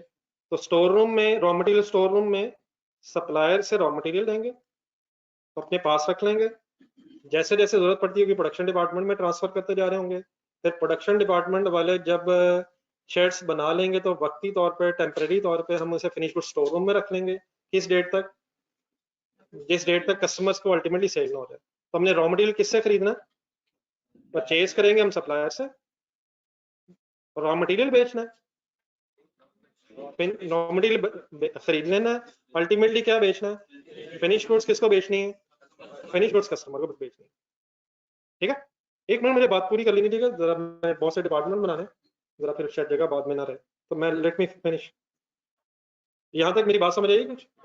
तो what is the purpose of raw material store room, raw material store room का क्या मकसद है, रॉ मटेरियल उस वक्त तक रखा जाए जब तक वो आगे भी रिक्वायर्ड नहीं है, फिर जैसे ही यहाँ से ट्रांसफर हो जाएगा और महसूस होगा कि रॉ मटेरियल कम हो गया, तो रॉ मटेरियल के जो इंचार्ज होगा वो फिर फर्दर ऑर्डर करेगा सप्लायर को ताकि रॉ मटेरियल आ जाए, ये ना हो कि काम हो रहा हो और रॉ मटेरियल आपका खत्म हो जाए। तो रॉ मटेरियल स्टोर रूम वाले की ये ड्यूटी होगी कि रॉ मटेरियल का सर्टन लेवल ऑफ स्टॉक को मेंटेन रखेगा। अब थोड़ा सा अकाउंटिंग पॉइंट ऑफ व्यू से जरा ध्यान बनाएं, लेट्स अज्यूम हमारा अकाउंटिंग ईयर है 1 जुलाई 2021 से स्टार्ट हो रहा है, और देयर फॉर एंड कब होगा जी, अगर 1 जुलाई को स्टार्ट हो रहा है 30 जून 2022, इस तरह की बातें सबको पता नहीं यार, अकाउंटिंग हमेशा एक अकाउंटिंग ईयर के एंगल से होगी। तब 1 जुलाई 2021 से हम रखे जरा रॉ मटेरियल स्टोर रूम देखें। इज इट पॉसिबल कि रॉ मटेरियल स्टोर रूम में कुछ रॉ मटेरियल ऑलरेडी पड़ा हो? अगर ये फर्स्ट ईयर बिजनेस नहीं है तो closing stock of raw material last year हमारे नेक्स्ट ईयर में क्या कहलाएगा? Opening stock of raw material. फिर फर्दर मटेरियल की परचेज ड्यूरिंग द ईयर हो जाएगी। और क्या ये पॉसिबल है कि साल के एंड पे 30 जून 2022 पे कुछ रॉ मटेरियल एंड रह गया तो वो क्या कहलाएगा?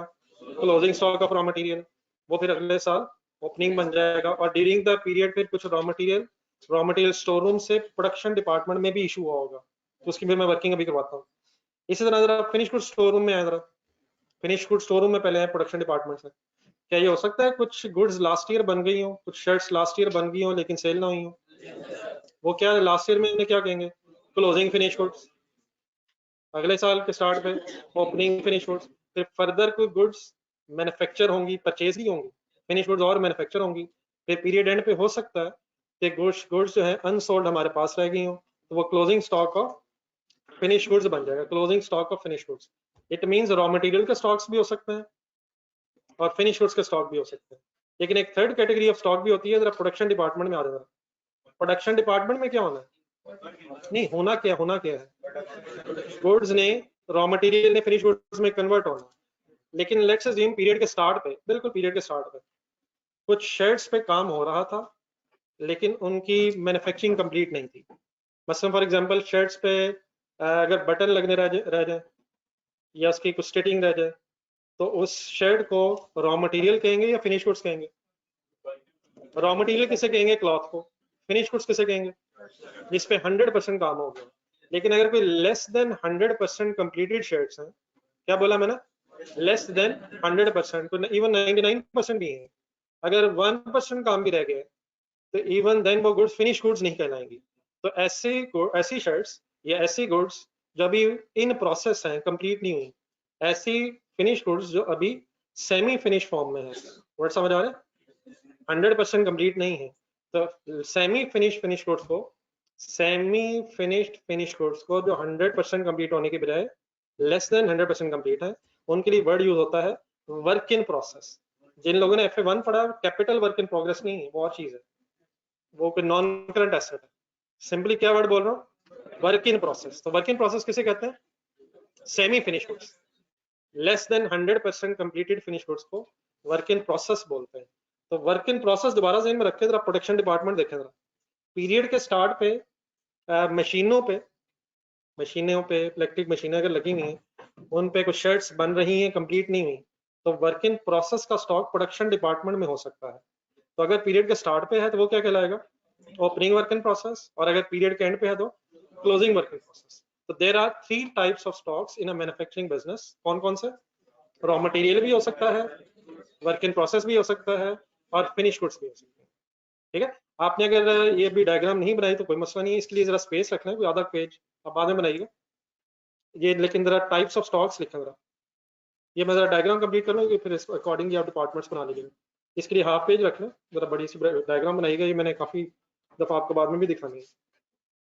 3 types of stocks in a manufacturing business, पहले ये लिखा है।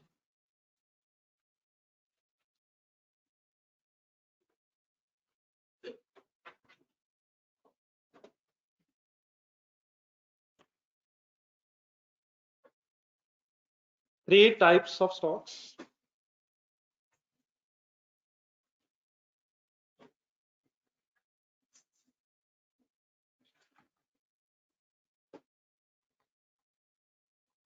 in manufacturing business.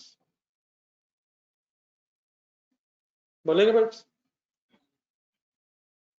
बोले यार, अभी तो बात हुई नहीं बेटा। ओपनिंग क्लोजिंग तो हर एक का हो सकता है ना, मतलब types of stocks.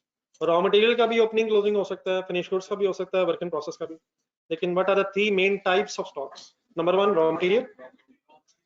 Raw material किसे कहते हैं जी? जो परचेज किया है ताकि उससे फिनिश गुड्स बनाए जा सके, सप्लायर से खरीदा। Second type work in process, चले पहले लिखना है। वर्क इन प्रोसेस अपने वर्ड्स में क्या समझ आया, बोला जरा, इंग्लिश जरूरी नहीं है। इन प्रोसेस गुड्स हैं, फिनिश गुड्स अभी बन रही हैं, कंप्लीट नहीं हुई, तो वर्क इन प्रोसेस जैसे फर्दर काम होना जिस पे भी। और फिनिश गुड्स फाइनली। तो फिनिश गुड्स मींस वो गुड्स जो कंप्लीट हो गई हैं, 100% काम हो गया है, लेकिन अगर लेस देन 100% काम हुआ है गुड्स पे तो फिर वो work in process. Semi finish goods लिखना ब्रैकेट में वर्क इन प्रोसेस के साथ, सेमी फिनिश गुड्स।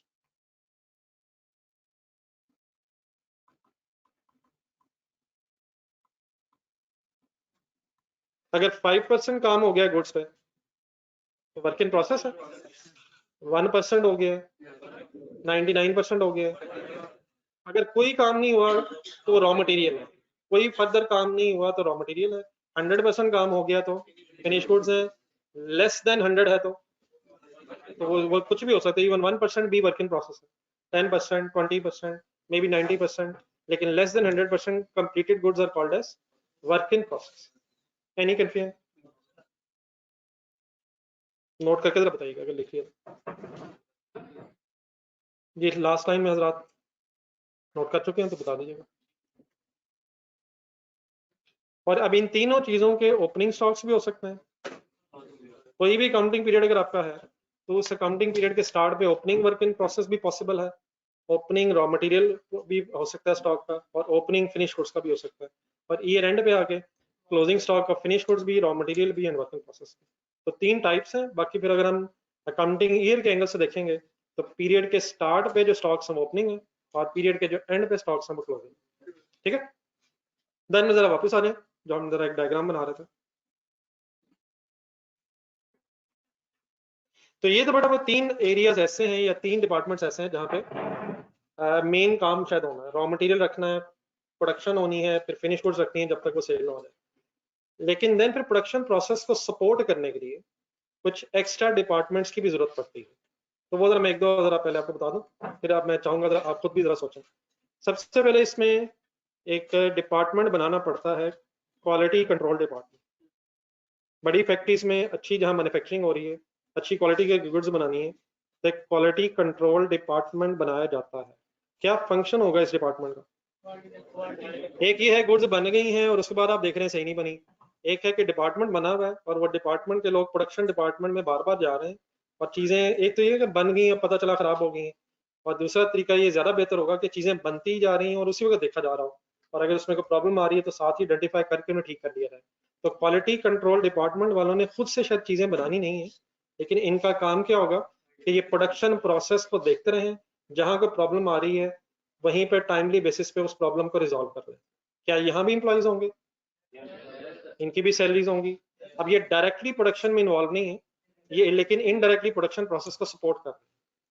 ठीक है, ठीक है सर। देन उसके बाद ह्यूमन रिसोर्स डिपार्टमेंट वैसे नॉर्मली हेड ऑफिस वगैरह में होते हैं। अच्छा, फैक्ट्री इस वक्त मैं बना रहा हूँ फैक्ट्री। फैक्ट्री का फंक्शन है गुड्स को बनाना, फिर एक होता है फंक्शन बिजनेस को चलाना, उसके लिए फिर एक हेड ऑफिस एक अलग डिपार्टमेंट है, फिर एक सेलिंग डिपार्टमेंट भी होता है। इस सेलिंग डिपार्टमेंट का क्या फंक्शन होगा? चीजें बेचना, किसको बेचनी है, कौन है कस्टमर, तो वो अलग फंक्शन है। तो मेरा जरा इस वक्त फोकस सारा फैक्ट्री के अंदर है। बाकी एक हेड ऑफिस भी होगा जिसमें एडमिनिस्ट्रेशन भी होती है, सेलिंग डिपार्टमेंट्स भी होते हैं। स्टेटमेंट ऑफ प्रॉफिट लॉस जरा जहन में लाएं जरा, सारी आ जाएगी जहन में। Statement of profit loss starting point क्या होता है? सेल्स, सेल्स के बाद कॉस्ट ऑफ सेल्स से ग्रॉस प्रॉफिट तक आता है, ग्रॉस प्रॉफिट से जरा आगे चलें, अदर इनकम से अब आगे आए जरा। अब यहाँ एडमिन एक्सपेंसेस भी होते हैं, सेलिंग भी होते हैं, फाइनेंशियल चार्जेस वगैरह भी होते हैं, अगर जहन में आ जाए जरा। ठीक है, लेकिन इस वक्त जो हमारा मेन फोकस है वो एडमिन और सेलिंग डिपार्टमेंट्स पे नहीं है, हम मैन्युफैक्चरिंग बिजनेस की बात कर रहे हैं। दोबारा जरा ट्रेडिंग बिजनेस जहन में लाया जरा। ट्रेडिंग बिजनेस में भी सेलिंग डिपार्टमेंट्स हो सकते हैं और एडमिनिस्ट्रेशन डिपार्टमेंट ट्रेडिंग बिजनेस में भी होंगे। ट्रेडिंग बिजनेस में बिजनेस की एडमिनिस्ट्रेशन, गुड्स को सेल करना, ये तो फंक्शन होगा ही है, लेकिन वहाँ फैक्ट्री नहीं होगी। तो मैं इस जगह मैन्युफैक्चरिंग बिजनेस के एंगल से बात कर रहा हूँ। In addition to the head office इसमें एडमिनिस्ट्रेशन, सेलिंग डिपार्टमेंट होंगे, फैक्ट्री भी होगी। ठीक है, एचआर वाले फैक्ट्री में भी हो सकते हैं, लेकिन नॉर्मल कॉमन प्रैक्टिसेस के एचआर, अकाउंटेंट्स वगैरह ये डिपार्टमेंट्स हैं हेड ऑफिस में होते हैं। लेकिन अगर कोई बार फैक्ट्री के हेड का एचआर है जो फैक्ट्री के एम्प्लॉयज की ह्यूमन रिसोर्स वगैरह के लिए, तो वो डिपार्टमेंट भी पॉसिबल है। लेकिन जरा पहले मैन्युफैक्चरिंग को जरा ज़हन में रखते हैं अगर हम कोई डिपार्टमेंट्स पूरे कर लें। ठीक है, मेरी बात समझ आ गई? जी सर, कोई और हेल्प करें? अपनी फैक्ट्री समझ, चले कैंटीन बना दें। फैक्ट्रीज में कैंटीन होती है जी एम्प्लॉयज के लिए, एम्प्लॉयज काफी सारे होते हैं फैक्ट्रीज में, वर्कर्स के लिए नॉर्मली कैंटीन प्रोवाइड खाना किया जाता है, होनी चाहिए वैसे।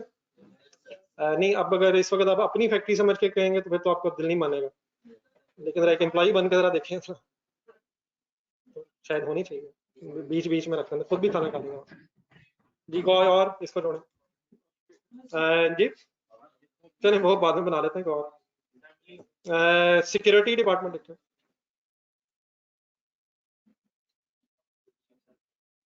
सिक्योरिटी गार्ड्स डिपार्टमेंट्स बनाए होते हैं, ये मैं एक थोड़ी सी बड़ी फैक्ट्री की बात कर रहा हूँ जिसमें सिक्योरिटी डिपार्टमेंट भी लगा होगा, बिल्डिंग की सिक्योरिटी, गुड्स की सिक्योरिटी, मशीनरी की सिक्योरिटी, ठीक है। हाँ जी, रिपेयर एंड मेंटेनेंस डिपार्टमेंट एक लिखते हैं, आप बाद में लिखिएगा, मेरे ज्यादा हो जाने वाला। Repair and maintenance department, factories अगर रिमोट एरिया में हो तो बार बार शायद मैकेनिक वगैरह को ढूंढना, अगर बिल्डिंग की कोई मेंटेनेंस है या मशीनरी की मेंटेनेंस, खास तौर पे मशीनरी ब्रेकडाउन अगर हो गया और आप जाके ढूंढ रहे हैं किसी को मैकेनिक को, तो जरा मुश्किल हो जाएगा। तो इसलिए बड़ी फैक्ट्रीज में ऑब्वियसली जहां जरूरत हो, रिपेयर एंड मेंटेनेंस डिपार्टमेंट होगा। इसका क्या फंक्शन होगा?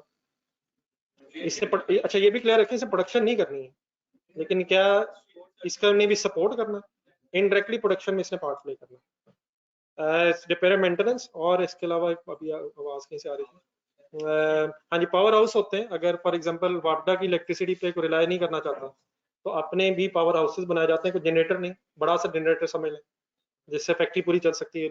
सोलर का पैनल्स हैं वो भी है, ठीक है, पावर हाउस लिख लेते हैं।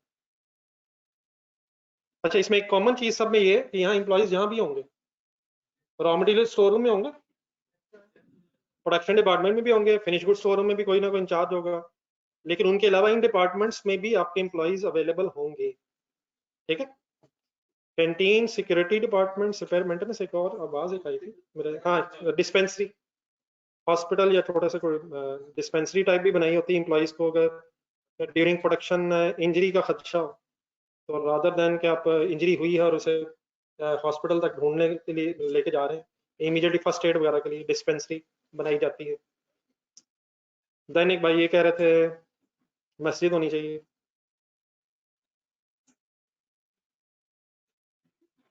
तो आप जैसे नौजवान होंगे तो मस्जिद की जरूरत पड़ेगी।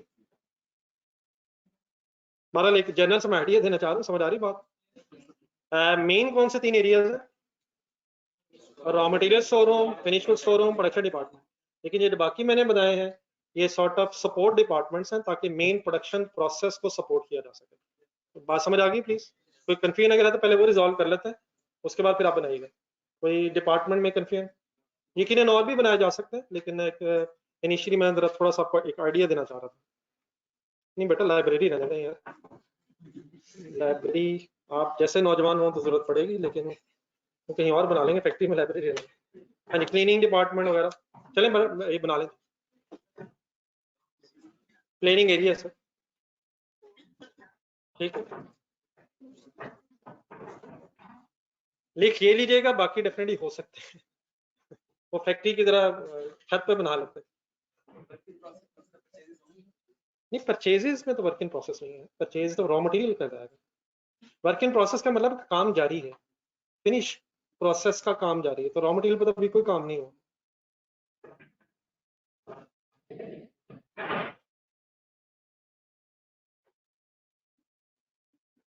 लिख लें सर डिपार्टमेंट्स, ये नोट कर लिए।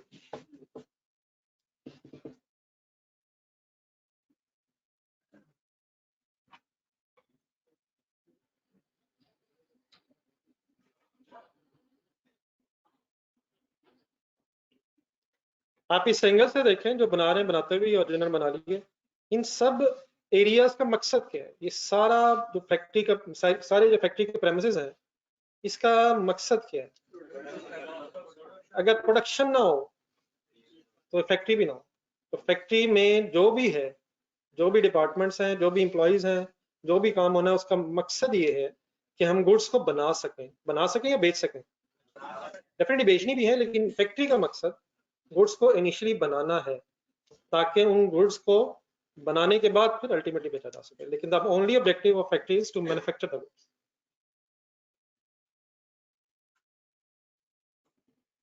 इन अदर वर्ड्स अगर गुड्स नहीं बनानी तो फिर फैक्ट्री की भी जरूरत नहीं, सोच लें।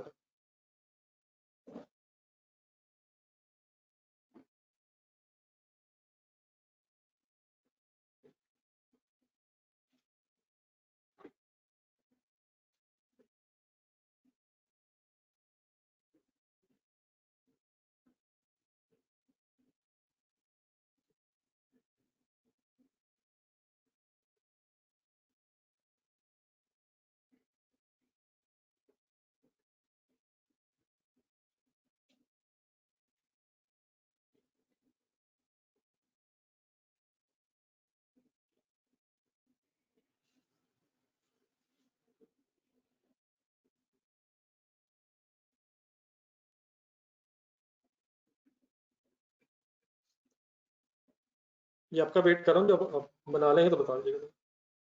बना लें लेकिन बता दीजिएगा। ये ऑनलाइन स्टूडेंट्स आप भी जब बना लेंगे तो बताइए।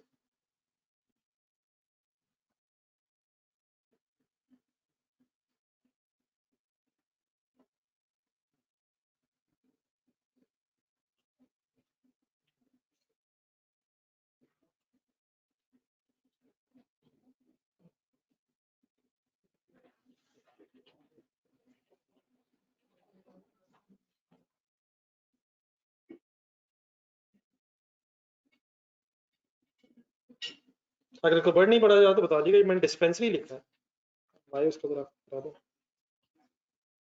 और वर्ड नहीं पढ़ा जा रहा बता, पूछ लीजिएगा। डिस्पेंसरी किसे के लिखा मैंने? डिस्पेंसरी क्या होती है? छोटा सा हॉस्पिटल, इनिशियली फर्स्ट एड देने के लिए।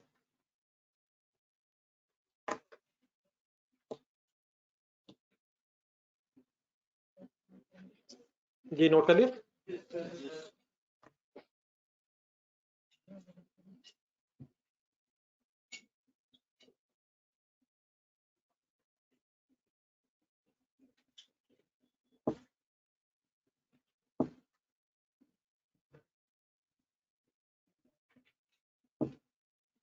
कोई साहब लिख रहे हैं तो कहीं बता दें जरा।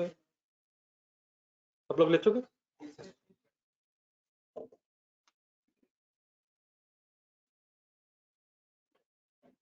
चले वो काइंडली सेट जरा सामने रख लें जो आपके पास है, पेजेस का सेट है।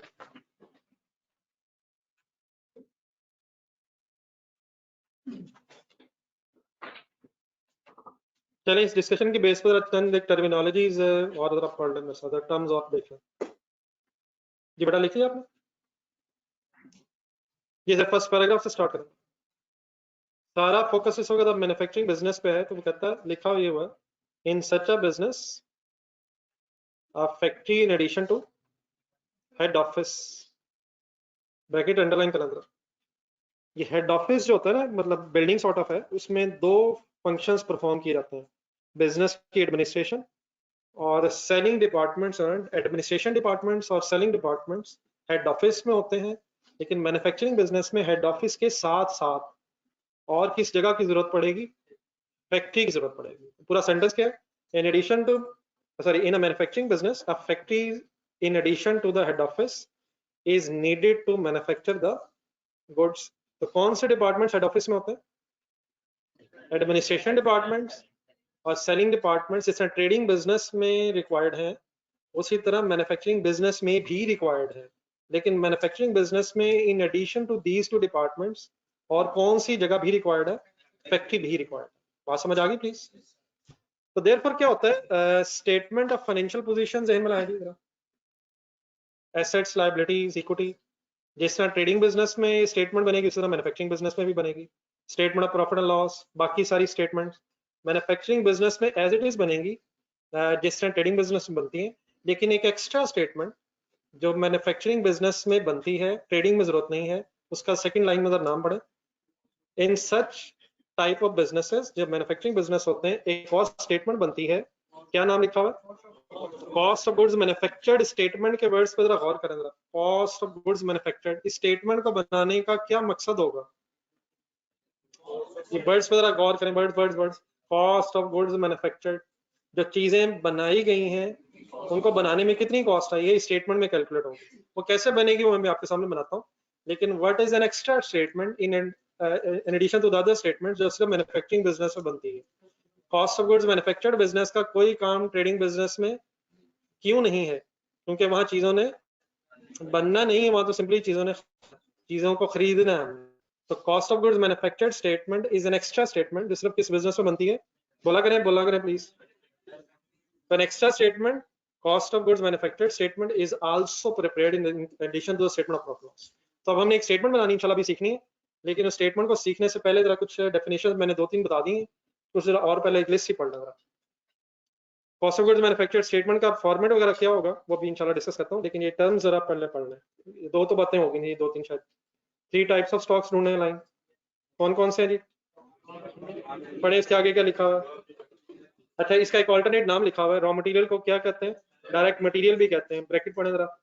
डायरेक्ट मटेरियल या रॉ मटेरियल उस मटेरियल को कहते हैं which is an integral means important part of finish goods.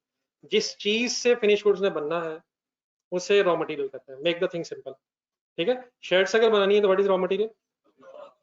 अगर फॉर एग्जांपल चेयर्स बनानी है तो प्लास्टिक कैन बी, और अगर वुड है तो वुड, ठीक है। और अगर लेदर की बात हुई थी, अगर शूज बनाने हैं तो leather is a raw material. तो वो मटेरियल विच इज जो इंटेग्रल पार्ट है फिनिश गुड्स का वो फिर रॉ मटेरियल कहलाएगा। और रॉ मटेरियल ही का एक और नाम क्या लिखा हुआ? डायरेक्ट मटेरियल, ठीक है। सेकेंड लिखा हुआ है फिनिश गुड्स। फिनिश गुड्स क्या होती हैं? The products which are manufactured for being sold. Manufacturing business में जो चीज आप बना रहे हैं ताकि बेच सकें उसे फिनिश गुड्स बोला जा रहा है। और वर्क इन प्रोसेस क्या है? Semi finish goods. देन उसके बाद अपने अब रजिस्टर साथ रखना है जहां आपने अपने डायग्राम बनाई है फैक्ट्री की। अगले 3 टर्म्स में साथ और पढ़नी है, इनको पढ़ते हुए रजिस्टर वाली डायग्राम साथ रखनी है। एक टर्म यूज हो रही है next, direct labour. Direct labour किसे कहते हैं? नेक्स्ट लाइन पढ़े उसकी तरफ। Salary of those employees directly involved in converting the raw material into finish goods. In other words, production department के अंदर जो एम्प्लॉइज हैं फैक्ट्री के अंदर, लेकिन प्रोडक्शन डिपार्टमेंट में जो एम्प्लॉइज रॉ मटेरियल को फिनिश गुड्स में कन्वर्ट कर रहे हैं उनकी सैलरी को क्या बोलते हैं?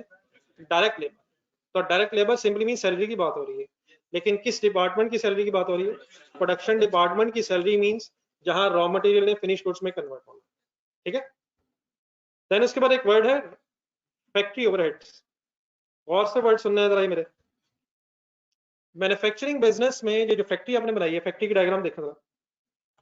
इसमें जो कॉस्ट आनी है फैक्ट्री में जो कॉस्ट आनी है, इस कॉस्ट को 3 हेडिंग्स में ब्रेक किया जाता है, 3 मेन हेडिंग्स में। सबसे पहले रॉ मटेरियल कॉस्ट आती है सर। फिर उसमें डायरेक्ट लेबर की कॉस्ट आएगी। Direct material means raw material और डायरेक्ट लेबर, इन 2 कॉस्ट के अलावा फैक्ट्री में जितनी कॉस्ट होंगी उनको बोलते हैं फैक्ट्री ओवरहेड्स। तो फैक्ट्री ओवरहेड्स एक मेन हेडिंग है। इन 2 को अगर छोड़ दिया जाए तो बाकी सारे फैक्ट्री के खर्चे फैक्ट्री ओवरहेड्स कहलाते हैं। डायरेक्ट मटेरियल और डायरेक्ट लेबर के अलावा जितने फैक्ट्री में एक्सपेंसेस होंगे उनको क्या कहते हैं? Factory overheads. बगैर आगे पढ़े वैसे जरा सोचते हैं, फैक्ट्री की डायग्राम जरा देखें। क्या फैक्ट्री की इस डायग्राम में प्रोडक्शन डिपार्टमेंट के अलावा डिपार्टमेंट्स भी हैं? तो एम्प्लॉइज उसमें भी हैं। तो वो जो एम्प्लॉइज की salary other than production departments है उसे बोलते हैं इनडायरेक्ट लेबर। और indirect labour is part of factory overheads. Concentrate करना है, गौर से मेरी बातें सुना जरा। रॉ मटेरियल किसे कहते हैं? डायरेक्ट मटेरियल या रॉ मटेरियल किसे कहते हैं? जिससे फिनिश गुड्स का पार्ट बन जाना है। हमारी इस एग्जांपल की बेस पे बात हो रही है क्लॉथ की। एक तो रॉ मटेरियल मींस क्लॉथ की कॉस्ट आएगी शर्ट्स को बनाने में। सेकेंडली डायरेक्ट लेबर किसे कहते हैं? वो एम्प्लॉइज जो प्रोडक्शन डिपार्टमेंट में काम कर रहे हैं उनकी सैलरी को डायरेक्ट लेबर कहते हैं। इन 2 को अगर छोड़ दिया जाए तो फिर हमारी फाइनली मेन हेडिंग है फैक्ट्री ओवरहेड्स। फैक्ट्री ओवरहेड्स में सारे एक्सपेंसेस आने हैं जो अदर देन रॉ मटेरियल और डायरेक्ट लेबर की कॉस्ट के हैं। तो अगर कोई एम्प्लॉइज की सैलरी है other than the production department वो भी फैक्ट्री ओवरहेड्स है, लेकिन वो किस नाम से फैक्ट्री ओवरहेड है? Indirect labour. मैं वर्ड्स बोल रहा हूँ, अभी लिखे मिल जाएंगे आपको। इसी तरह फैक्ट्री में इलेक्ट्रिसिटी कॉस्ट आ सकती है, तो इलेक्ट्रिसिटी बिल भी कहाँ आएगा? नहीं, वो फैक्ट्री ओवरहेड्स का पार्ट बन जाएगा। इसी तरह को रिपेयर मेंटेनेंस हो सकती है, रिपेयर मेंटेनेंस पे जो एक्सपेंस आएगा वो भी फैक्ट्री ओवरहेड्स में चला जाएगा। तो रॉ मटेरियल और डायरेक्ट लेबर के अलावा फैक्ट्री में जितने एक्सपेंसेस होंगे उन सब एक्सपेंसेस की मेन हेडिंग क्या है? फैक्ट्री ओवरहेड्स, और उस फैक्ट्री ओवरहेड्स की फिर एक लिस्ट बन जाएगी। अब मैं जरा ये बात ध्यान में रखते हैं, जरा आगे मैं साथ पढ़। सबसे पहले तो फैक्ट्री ओवरहेड्स की इमीडिएटली नीचे वाली जो लाइन में लिखा हुआ है, बोले क्या लिखा words, all expenses within factory except कहां, कौन कौन से। अब दो वर्ड्स और सुन लें, उसके बाद फिर इंशाल्लाह मैं अभी आपके सामने एक फॉर्मेट बनाता हूं, आप भी मेरे साथ बनाइएगा। फिर एक वर्ड ऊपर हमने पढ़ा था डायरेक्ट मटेरियल, उन्होंने कहा था raw material is also called as. Direct का मतलब ये है कि ऐसा मटेरियल जिसने डायरेक्टली फिनिश गुड्स में लगना है, जिस तरह क्लॉथ है, शर्ट्स हैं, लेदर है, शूज हैं, वुड है, चेयर्स हैं, ठीक है। तो जो मटेरियल डायरेक्टली फिनिश गुड्स में लगना है वो तो हो गया direct material, means raw material. अगर रॉ मटेरियल के अलावा कोई भी मटेरियल लगेगा, उसकी एग्जांपल मैं बताता हूँ।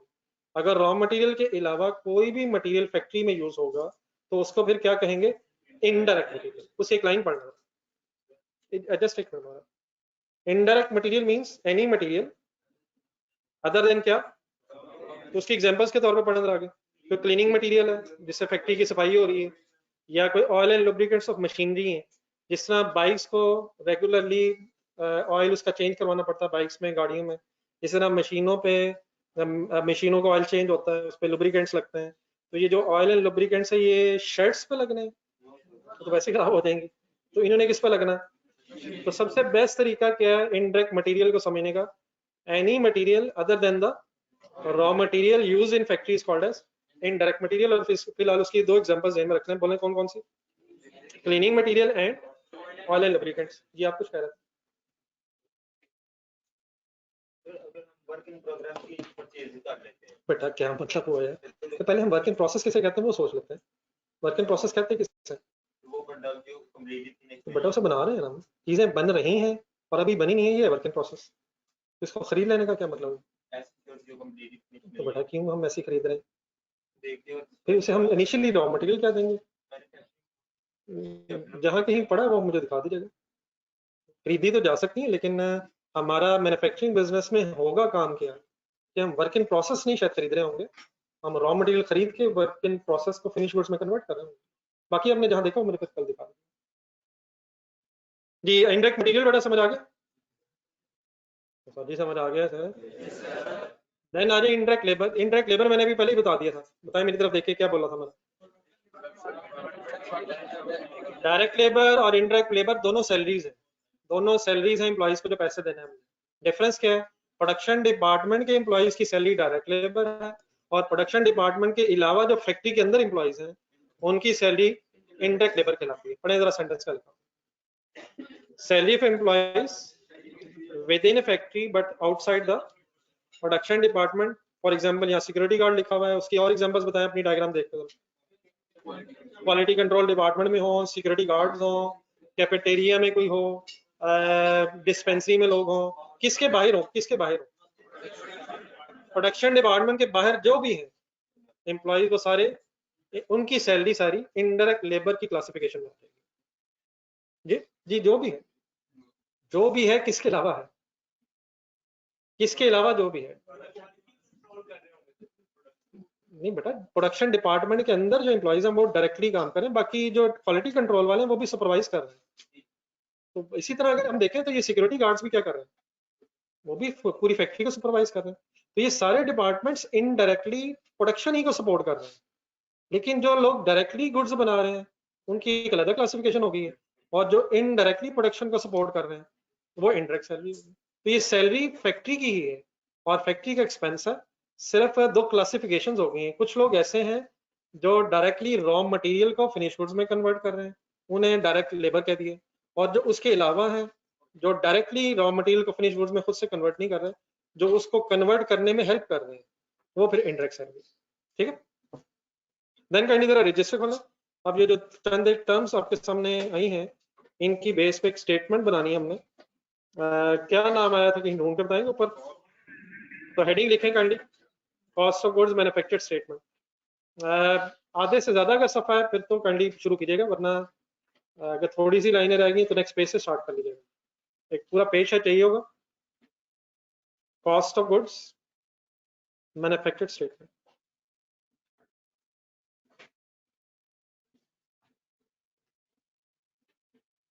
जी यूसुफ साहब, ये जब सॉरी आपका नाम वैसे नहीं सही पढ़ा जा रहा, ये जो आपने बटन वगैरह की बात की, इंशाल्लाह फिर डिटेल में बात करते हैं।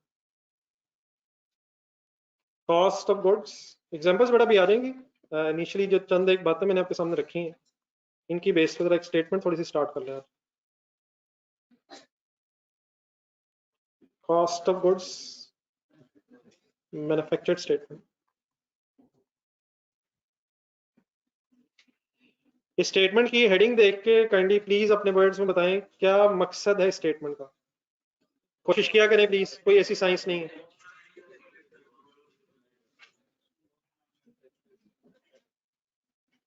चीजों को बनाने में जो कॉस्ट आनी है, जो कॉस्ट आई है, उसको कैलकुलेट करना है स्टेटमेंट का ऑब्जेक्टिव है। Cost of goods manufactured statement. कौन सी 3 कॉस्ट मैंने शायद थोड़ी देर पहले भी बताई थी, कौन सी 3 कॉस्ट गुड्स को बनाने में आती हैं? Direct material means raw material, number 2 direct labour and factory overheads. Factory overheads में कौन कौन सी कॉस्ट आ जाएंगी? सारी आ जाएंगी, नहीं सारी आ जाएंगी, बाकी लिस्ट बना लेंगे भी। सारी आ जाएंगी, प्रिंसिपली स्पीकिंग सारी आएंगी, सवाए किसके? डायरेक्ट मटेरियल और डायरेक्ट लेबर। बाकी फिर वो कौन कौन से आएंगे इंशाल्लाह भी उसकी लिस्ट बना लेंगे। स्टार्ट नहीं कीजिए। सबसे पहले बेटा इस मेरे साथ से शुरू कर लें मैं। सबसे पहली इस स्टेटमेंट में हेडिंग आएगी रॉ मटेरियल।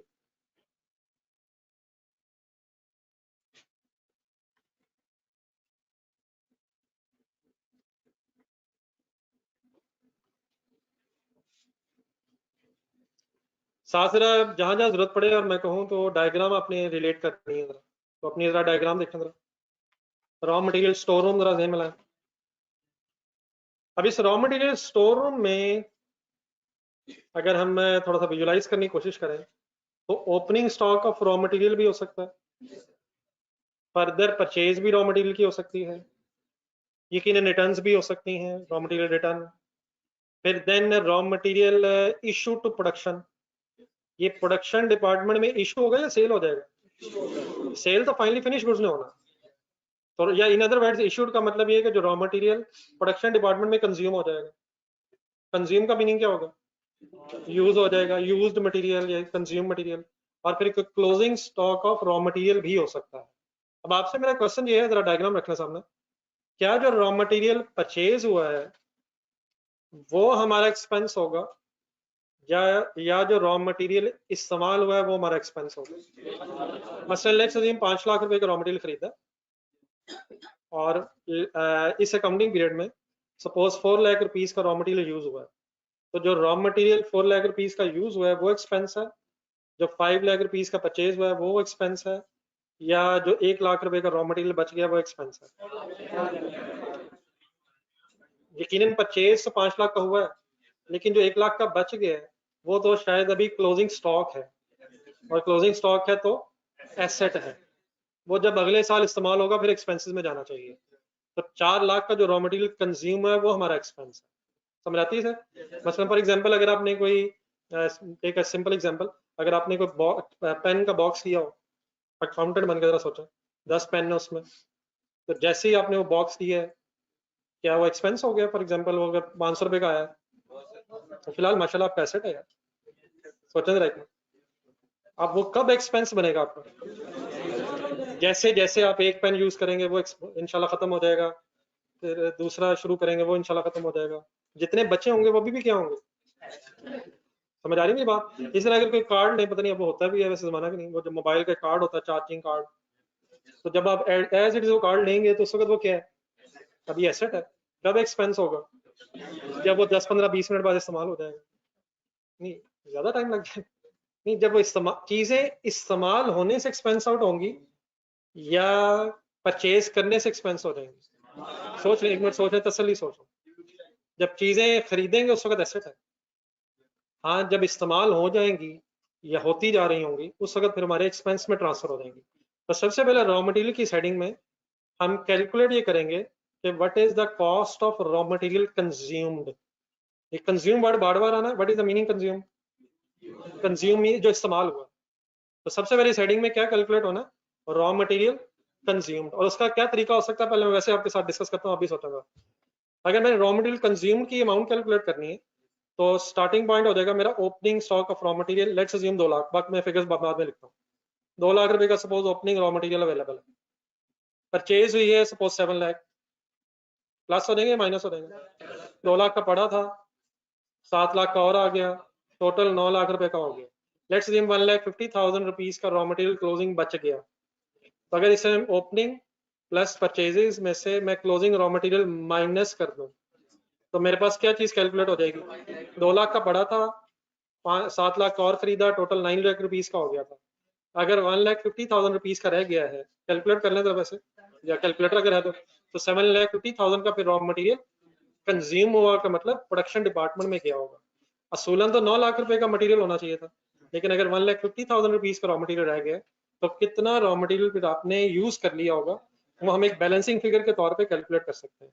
दोबारा अपने ज़हन में जरा कॉस्ट ऑफ सेल्स लाएं जो अदरवाइज ट्रेडिंग बिजनेस में कैलकुलेट होती थी, है ज़हन में? वहां भी ओपनिंग लेते थे, फिर प्लस क्या करते थे, माइनस क्लोजिंग। वहां वर्ड लेकिन क्या यूज करते थे? नहीं, opening plus purchases minus closing, answer को क्या कहते हैं? Cost of sales. अब वहां कॉस्ट ऑफ सेल क्यों कह रहे हैं? क्योंकि ये वो चीजें थी जिनको हमने बेचा होगा, लेकिन यहाँ थोड़े से वर्ड चेंज होंगे। Opening stock of raw material plus purchases minus closing raw material is equal to cost of raw material sold नहीं होगा, cost of raw material consumed होगा। ठीक है, तो what is objective of this working? हमें पता चले कि कितना रॉ मटेरियल कंज्यूम हो गया जो हमारे एक्सपेंसेस में शामिल होना चाहिए। तो एक छोटी सी वर्किंग लिखे, वर्ड समझ आए मेरे? बोले जरा फिर आप क्या क्या कह रहा था मैं? ओपनिंग स्टॉक, फिगर्स को समझाने के लिए आपको मैं अज्यूम कर रहा हूँ, डेफिनेटली भी क्वेश्चंस करेंगे, पहले एक रफ सी वर्किंग अज्यूम फिगर्स के साथ। Opening stock 2 lakh rupees plus purchases, let's assume 7 lakh rupees. Obviously अगर परचेजेस रिटर्न्स हो जाए तो माइनस हो जाएंगी, फिर रॉ मटेरियल पे भी कैरी हो सकता है, रॉ मटेरियल परचेज कैरी हो सकता है। तो थोड़ा सा अगर और कोशिश करें याद आ जाए शायद चीजें आपको। अगर ये रॉ मटेरियल कहीं पाकिस्तान के बाहर से इंपोर्ट किया आपने तो इंपोर्ट ड्यूटीज भी हो सकती हैं, वो सारी चीजें एज इट इज है। नॉन रिफंडेबल टैक्सेस भी अगर जहन में है तो भी हो सकता है। तो वो जो सारी चीजें परचेज में प्लस होती हैं वो एज इट इज अब रॉ मटेरियल परचेज में प्लस होती है। कस्टम ड्यूटी, ठीक है, अगर जहन में आया, वो चीजें नहीं मैं लिख रहा, एक समराइज फॉर्म में लिख रहा हूँ। Minus closing stock. अब ऊपर क्योंकि हेडिंग रॉ मटेरियल लिखी हुई इसलिए मैं रॉ मटेरियल दोबारा नहीं वर्ड्स लिखा। Opening stock of obviously raw material plus purchases of raw material minus closing stock of raw material 1,50,000 suppose. Solve कर लीजिएगा प्लीज, मेरे ख्याल 750 बनता है। इसको अगर सॉल्व कर लिया जाए तो 7,50,000, जरा एक नेक्स्ट लाइन में लिख लीजिएगा जरा, और फिर उसके सामने 7,50,000 के सामने आपने लिखना ये जो फाइनल हमारी फिगर आए इसे फिर कहेंगे रॉ मटेरियल कंज्यूम्ड।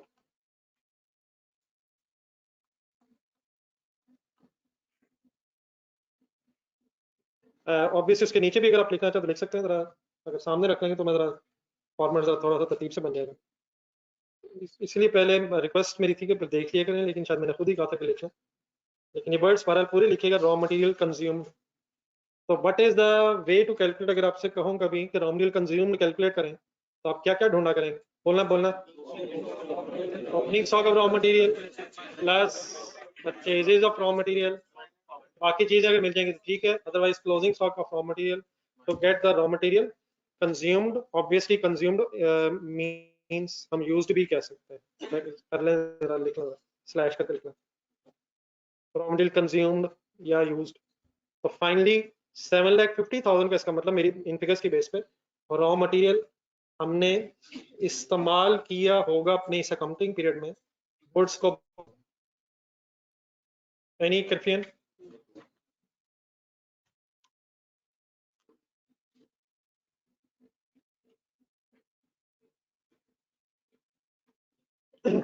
चलो आगे।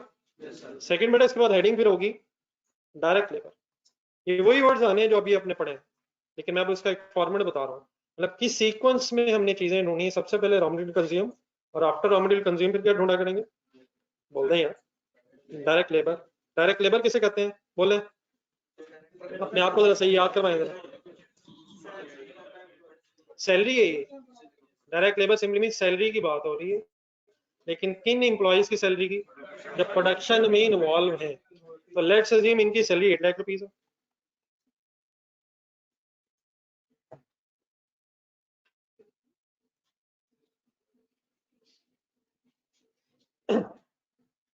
देन एक सेकंड यहां तक लिख के जरा रुकिएगा जरा। अगर इन दो फिगर्स को आपस में प्लस कर लिया जाए, इन दो फिगर्स को, डायरेक्ट मटेरियल कंज्यूम और डायरेक्ट लेबर, तो प्लस करके एक फिगर बताइएगा क्या आती है। 15,50,000। कैलकुलेटर यूज करें जिनके पास है, ठीक है, जुबानी फिगर सॉल्व हो जाएंगे, लेकिन अपने आपको जरा क्लियर करें।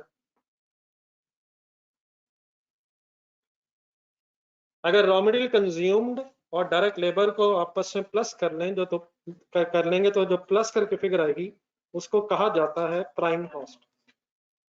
तो प्राइम कॉस्ट किसी अलग से कॉस्ट का नाम नहीं है। Prime cost is sum of raw material consumed and direct labour. आपने बिल्कुल, आपके सही में सही आ रहा है। ये अभी थोड़ी देर पहले बात हुई थी, तो कोशिश कर लें कि रॉ मटेरियल कंज्यूम्ड के साथ लिख लें डायरेक्ट मटेरियल, इसी को डायरेक्ट मटेरियल कहा था हमने। तो इन अदर वर्ड्स हम प्राइम कॉस्ट को ऐसे भी कह सकते हैं, direct material plus direct labour is equal to prime cost. तो प्राइम कॉस्ट कोई अलग से कॉस्ट नहीं है, it is sum of direct material and direct labour. ये मैं आपकी बात से बल्कि मुझे भी याद है, ये पीएस में कुछ थोड़ा बहुत है मेरा ख्याल, तो सही बना रहा हूँ फिर मैं।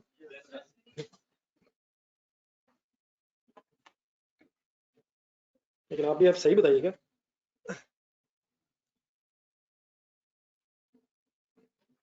नहीं, वहां भी कोई स्टेटमेंट बनानी होती है वो तो मेरे ख्याल, लेकिन एमसी को फॉर्म में। ठीक है सर, अगली हेडिंग बताएंगे। चले मैं ही बताता हूँ, प्राइम कॉस्ट के बाद हेडिंग क्या है। ठीक है, कम से कम मेरे बताने से याद आना चाहिए। फाइनल हेडिंग से फैक्ट्री ओवरहेड्स। और फैक्ट्री ओवरहेड्स के वर्ड को जरा थोड़ा सा जरा शॉर्ट करना है, जरा एब्रीविएशन के तौर पे बार बार इसने यूज हो जाना है। ब्रैकेट में लिख लें जरा FOH, लेकिन बार बोलना पूरा ही है, फैक्ट्री ओवरहेड्स। अब फैक्ट्री ओवरहेड्स में I once again repeat, direct material direct labour के अलावा सारी चीजें आ जाएंगी, लेकिन अब हम यहाँ उसकी एक लिस्ट बना लेते हैं। तो पहले तो दो वो चीजें लिख रहे हैं जो अपने अपने पेज पे पड़ी थी, बताएंगे ढूंढ के किन दो चीजों की बात कर रहा हूँ। Indirect material, indirect material figures में कुछ अज्यूम कर रहा हूँ इनके सामने। ये प्राइम कॉस्ट के नीचे लिख रहा हूँ, आप भी काइंडली जरा थोड़ा सा जरा प्रेजेंटेशन साफ सुथरी में साथ रखिएगा। Let's say 50,000 indirect material, indirect labour. Figures आपको दी होंगी या सॉल्व करनी होगी वो हम कर लेंगे, इस वक्त एक जस्ट सिंपली फॉर्मेट याद करवा रहा हूँ। Let's assume 3 lakh rupees.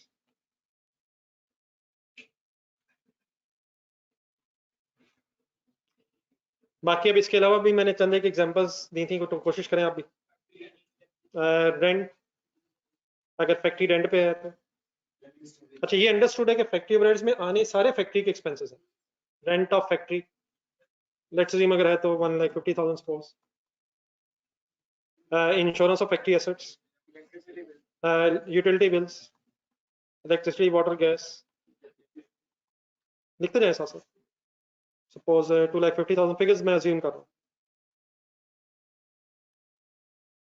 ये बड़े सिक्योरिटी गार्ड वगैरह की जो सैलरीज हैं ये शायद इनडायरेक्ट लेबर में आ गई हैं, इनडायरेक्ट लेबर में शायद बाकी सारी आ गई हैं, अनलेस अदरवाइज हमें अलग बताएंगे। यूटिलिटी बिल समझ आ गएगा, इलेक्ट्रिसिटी वाटर गैस बिल्स को इकट्ठा करके यूटिलिटी बिल्स। डेप्रिसिएशन जरा लिखें, डेप्रिसिएशन एक्सपेंस है। तो फैक्ट्री एसेट्स की जो डेप्रिसिएशन है, factory building, factory machinery, factory furniture, factory assets की depreciation is part of factory overheads. Factory overheads suppose 150,000। जी इंश्योरेंस को बोल रहे थे आप, insurance of factory assets. For example 75,000. Repair and maintenance,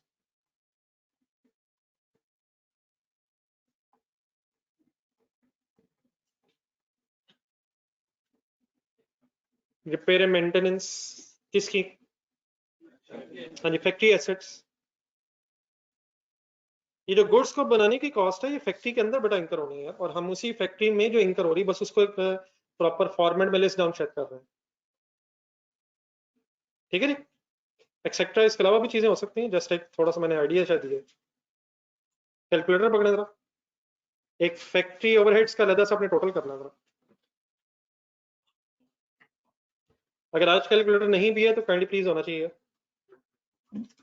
ये अगर कोई इंटेंजिबल एसेट है वो अमोर्टाइजेशन आ जाएगी, लेकिन अभी मेरा ख्याल है इंटेंजिबल एसेट्स अमोर्टाइजेशन रहने दें. पहले जरा कोई आसान सी चीजें रिवाइज कर लें. 50,000 प्लस 3 लाख प्लस 150 250 को लास्ट लाइन में से टोटल बताया जरा.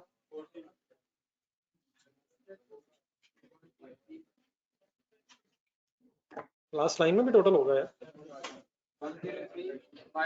यूज करें प्लीज, कैलकुलेटर है मेरा ख्याल है.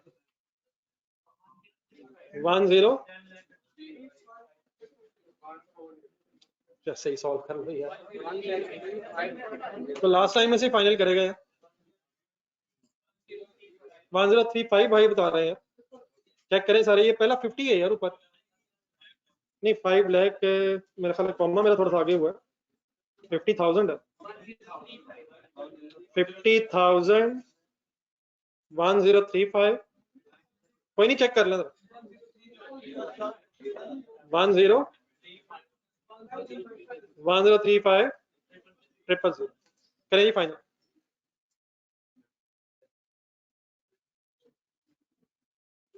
देख लें कोई कैलकुलेशन एरर है तो बता दो. सॉल्व किया करें प्लीज. कैलकुलेटर के बगैर कोई फायदा नहीं है. कल से जरूर हो अगर आज नहीं भी है. हो गया टोटल. चले एक लास्ट स्टेप. प्राइम कॉस्ट ढूंढे कितनी है. प्राइम कॉस्ट में क्या क्या ऐड हो गया हुआ? Direct material, direct labour. अब बेटा अगर हम प्राइम कॉस्ट में जिसमें मटेरियल लेबर पहले ही आ रहा है, फैक्ट्री ओवरहेड्स भी प्लस कर लें. बोले किसमें क्या प्लस कर लें? प्राइम कॉस्ट में फैक्ट्री ओवरहेड्स भी एड अप कर लें तो हमारे पास जो फिगर आएगी पहले उसका नाम सुन लें फिर उसका आंसर बताइएगा आप. इसे कहेंगे फिर total manufacturing cost.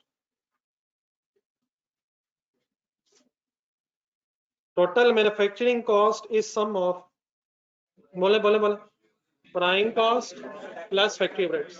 Prime cost is sum of, हिम्मत हिम्मत हिम्मत, direct material and direct labour. और जब प्राइम कॉस्ट में फैक्ट्री ओवरहेड्स अगर प्लस कर लें तो टोटल मैन्युफैक्चरिंग कॉस्ट बताइए कितनी आ रही है. 15,50,000 प्लस 10,35,000. 2585,000. प्लीज सॉल्व करें. टोटल्स जब भी क्लास में हो रहे हो तो करें प्लीज. टोटल देख के लिखने का कोई फायदा नहीं है. एक और टोटल लिख लिया है, कैलकुलेटर से देख के लिखें. प्राइम कॉस्ट ढूंढने. इन्वॉल्व रहे सर जी, इन्वॉल्व रहे. बोर्ड से देख के लिखने का कोई एज इट इज फायदा नहीं है. ठीक है, बाद में चेक करें. Prime cost plus factory overheads is equal to total manufacturing cost. अब ऊपर जरा ये लिखने के बाद ऊपर हेडिंग देखें. स्टेटमेंट की हेडिंग क्या है? तो इसके नीचे बेटा दो स्टेप्स अभी रहते हैं. टोटल मैन्युफैक्चरिंग कॉस्ट अभी हमने कॉस्ट ऑफ गुड्स मैन्युफैक्चर तक पहुंचना है, लेकिन मेरा ख्याल है अब हमारे पास जरा सफिशिएंट टाइम नहीं रहा. ये 10:30 तक है ना, 11:30 तक. नहीं मेरा ख्याल है 10 मिनट. चले कोई मसला नहीं है. इंशाल्लाह आज जल्दी जरा छोड़ देते हैं. इंशाल्लाह यहाँ से ऑनवर्ड्स कल डिस्कस करेंगे, लेकिन उठने से पहले एक सेकंड यहाँ तक जरा फॉर्मेट रिवाइज करके उठा. एक सेकंड दोबारा अपने रजिस्टर में देखें. फॉर्मेट पूरा हेडिंग्स के साथ बोलें. पूरा सारी हेडिंग्स बोल के उठें.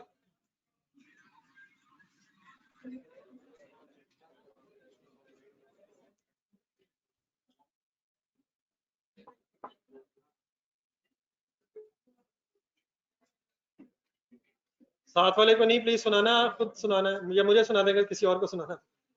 देख के एक दफा हेडिंग्स बोल लें, थोड़ा सा जहन में रख के उठाएं. आज किसका दिल करना है घर जाके रिवाइज करने में? नहीं अच्छी बात है, यहाँ से कर. थोड़ा सा यहाँ भी।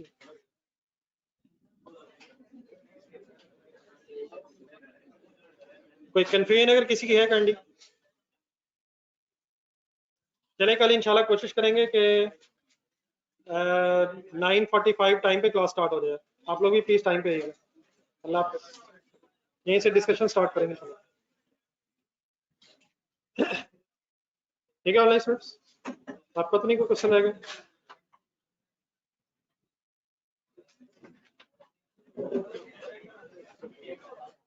अल्लाह हाफ़िज़, इंशाल्लाह कल मुलाकात होगी।